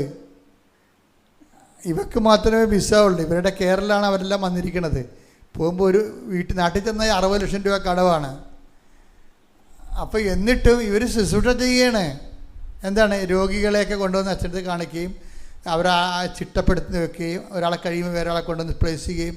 ഇവർ ഇത്രയും തീയിലും ആണ് അവർ നിൽക്കണമെങ്കിലും സ്മാർട്ടായിട്ടാണ് അവർ ജോലി ചെയ്യണത്. ഇത് എനിക്ക് ഭയങ്കരമായിട്ട് എന്തൂസിയാസമായി.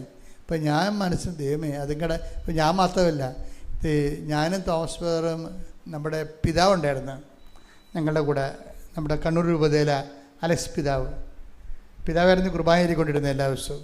പിതാവ് ടോക്കൺ ചെയ്തായിരുന്നു.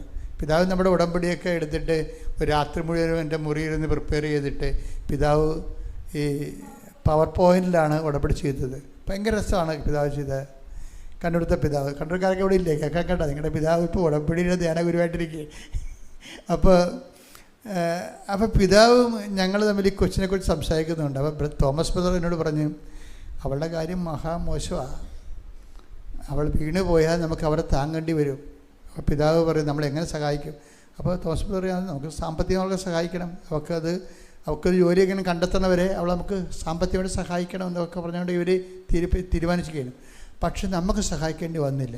അവൾ രോഗികളുടെ ശുശ്രൂഷ ചെന്ന് വീട്ടിൽ ചെന്നപ്പോഴുണ്ട് ഗവൺമെൻറ് ജോലിക്ക് കൊടുത്തു. അപ്പോൾ നോക്കിയേ, നമ്മൾ സത്യസന്ധരായാൽ മതി, വേറെ പ്രശ്നം. നമ്മുടെ കുഴപ്പം വെച്ചാൽ നമ്മൾ ഞാൻ എൻ്റെ കാര്യം നോക്കിയില്ല, എൻ്റെ ജീവിതം തീർന്നു പറഞ്ഞുകൊണ്ട് ഈ ഒടിഞ്ഞു മുടങ്ങി വീട്ടിൽ കുത്തിയിരിക്കും. അത് കാരണം ദൈവം എന്തിനാണ് ആദ്യം അടയാളം കാണിക്കട്ടെ, എന്നിട്ട് ഞാൻ ദൈവത്തിനെ സഹായിക്കാവുന്നു. നീ ദൈവത്തെ സഹായിച്ചത് എന്തിനാണ്? അതല്ല, വിശ്വാസമുള്ളവനെ സംബന്ധിച്ചിടത്തോളം അവൻ അടിയറ വെക്കത്തില്ല. അവൻ അവസാന നിമിഷം വരെ കർത്താവിന് വേണ്ടി ജീവിക്കും. അതൊക്കെയാണ് നമ്മൾ ഉടമ്പടി കണ്ടുമുട്ടുന്ന പ്രതിഭാസങ്ങളെന്ന് പറയുന്നത്. അവർ വിശുദ്ധരെക്കാൾ ഉന്നതമായ ചില വ്യക്തികളാണ്. വിശുദ്ധരേക്കാളും ജീവിത പ്രതിസന്ധികളിൽ അവർ പച്ചയായ ഈ കാലത്തെ ജീവിതത്തിലും വിശ്വാസം പ്രഖ്യാപിച്ചുകൊണ്ട് അവർ നടത്തുന്ന മുന്നേറ്റം നമ്മൾ അത്ഭുതപ്പെടുത്തും. ദൈവം അതെല്ലാം കൗണ്ട് ചെയ്യുന്നുണ്ട്. ആ ഗവൺമെൻറ് ജോലി കിട്ടിയിരിക്കണേ, പ്രൈവറ്റ് ജോലിയല്ല, അത് പോത്തുമില്ല. ഭയങ്കര ആനുകൂല്യങ്ങളോട് കൂടിയാണ് ദൈവം അവളെ അവസാന നിമിഷം വിസ എക്സ്പയർ ആകുന്നതിന് 24 മണിക്കൂർ മുമ്പ് കർത്താവ് അവളെ കോരിയെടുത്ത്. Price the Lord. അപ്പോൾ അതാണ് കർത്താവ്. നിങ്ങൾ ഉടമ്പടി ഈശോനെ കണ്ടെത്തിയില്ലെങ്കിൽ നിങ്ങളൊരു പോക്ക് ജന്മമാണ്, ഓർത്തേക്കണം. കാരണം അതിനേക്കാൾ വലിയൊരു സംഭവം ഇനി ഇല്ല. നിങ്ങൾ ഉടമ്പടി നിങ്ങളത് വൃത്തിയും മേനയായിട്ട് ചെയ്ത് ദൈവത്തെ കണ്ടെത്താൻ വേണ്ടിയാണ് നിങ്ങളെ വിളിച്ചിരിക്കുന്നത് ദൈവം. അപ്പം അതിനോട് അർത്ഥവത്തായിട്ട് നിങ്ങൾ പ്രതികരിച്ചിട്ട് സത്യസന്ധമായ സാക്ഷികളായി മാറണം. പ്രാർത്ഥിച്ചേ, കർത്താവേ അർത്ഥവത്തായി അങ്ങയെ കണ്ടെത്തി ജീവിച്ച് സത്യസന്ധമായി സാക്ഷികളാകാൻ ഞങ്ങളെ സഹായിക്കണമേ. എഴുന്നേൽക്കുക. അവസാന സമർപ്പണ പ്രാർത്ഥനയെ സ്തുതിപ്പുവാണ്. അച്ഛൻ നിങ്ങളുടെ രോഗങ്ങൾ, കലരോഗങ്ങൾ, കിഡ്നി രോഗങ്ങൾ, രോഗങ്ങൾ, അൾസർ രോഗങ്ങൾ, ജോലിയില്ലാത്ത അവസ്ഥകൾ, ജപ്തി നടപടികൾ, വിസ നടക്കാത്ത വിഷയങ്ങൾ, കുടുംബത്തിലെ അസ്വസ്ഥതകൾ, കലഹങ്ങൾ, സാമ്പത്തിക കടങ്ങൾ, ഈ മേഖലകളെല്ലാം കർത്താവിൻ്റെ തിരുസന്നിധി. നിങ്ങൾ എന്തിനു വേണ്ടിയാണ്, എന്താണ് നിങ്ങളുടെ കണ്ണുനീരിൻ്റെ കാരണങ്ങൾ, അത് കർത്താവിൻ്റെ കയ്യിൽ ഏൽപ്പിക്കുന്ന സമയമാണ്. ഇടിപിഴക്കം പോലെ ശ്രദ്ധിക്കേണ്ട. Hallelujah, hallelujah, hallelujah, hallelujah, hallelujah. മഹത്വം, മഹത്വം, ആരാധന, ആരാധന. Hallelujah, hallelujah, hallelujah, hallelujah.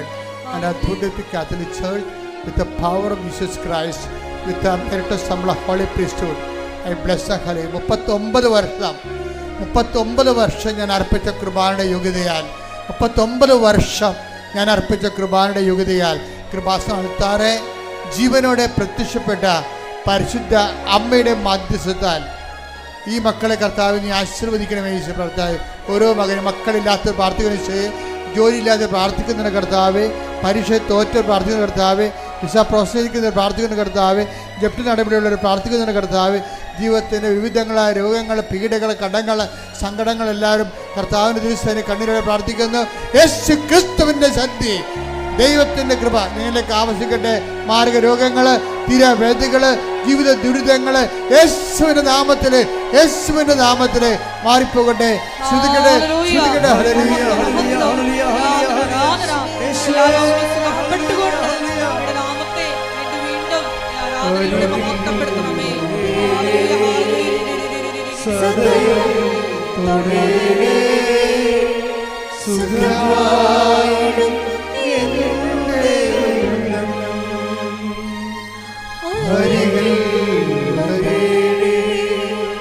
സദയം തുടരേ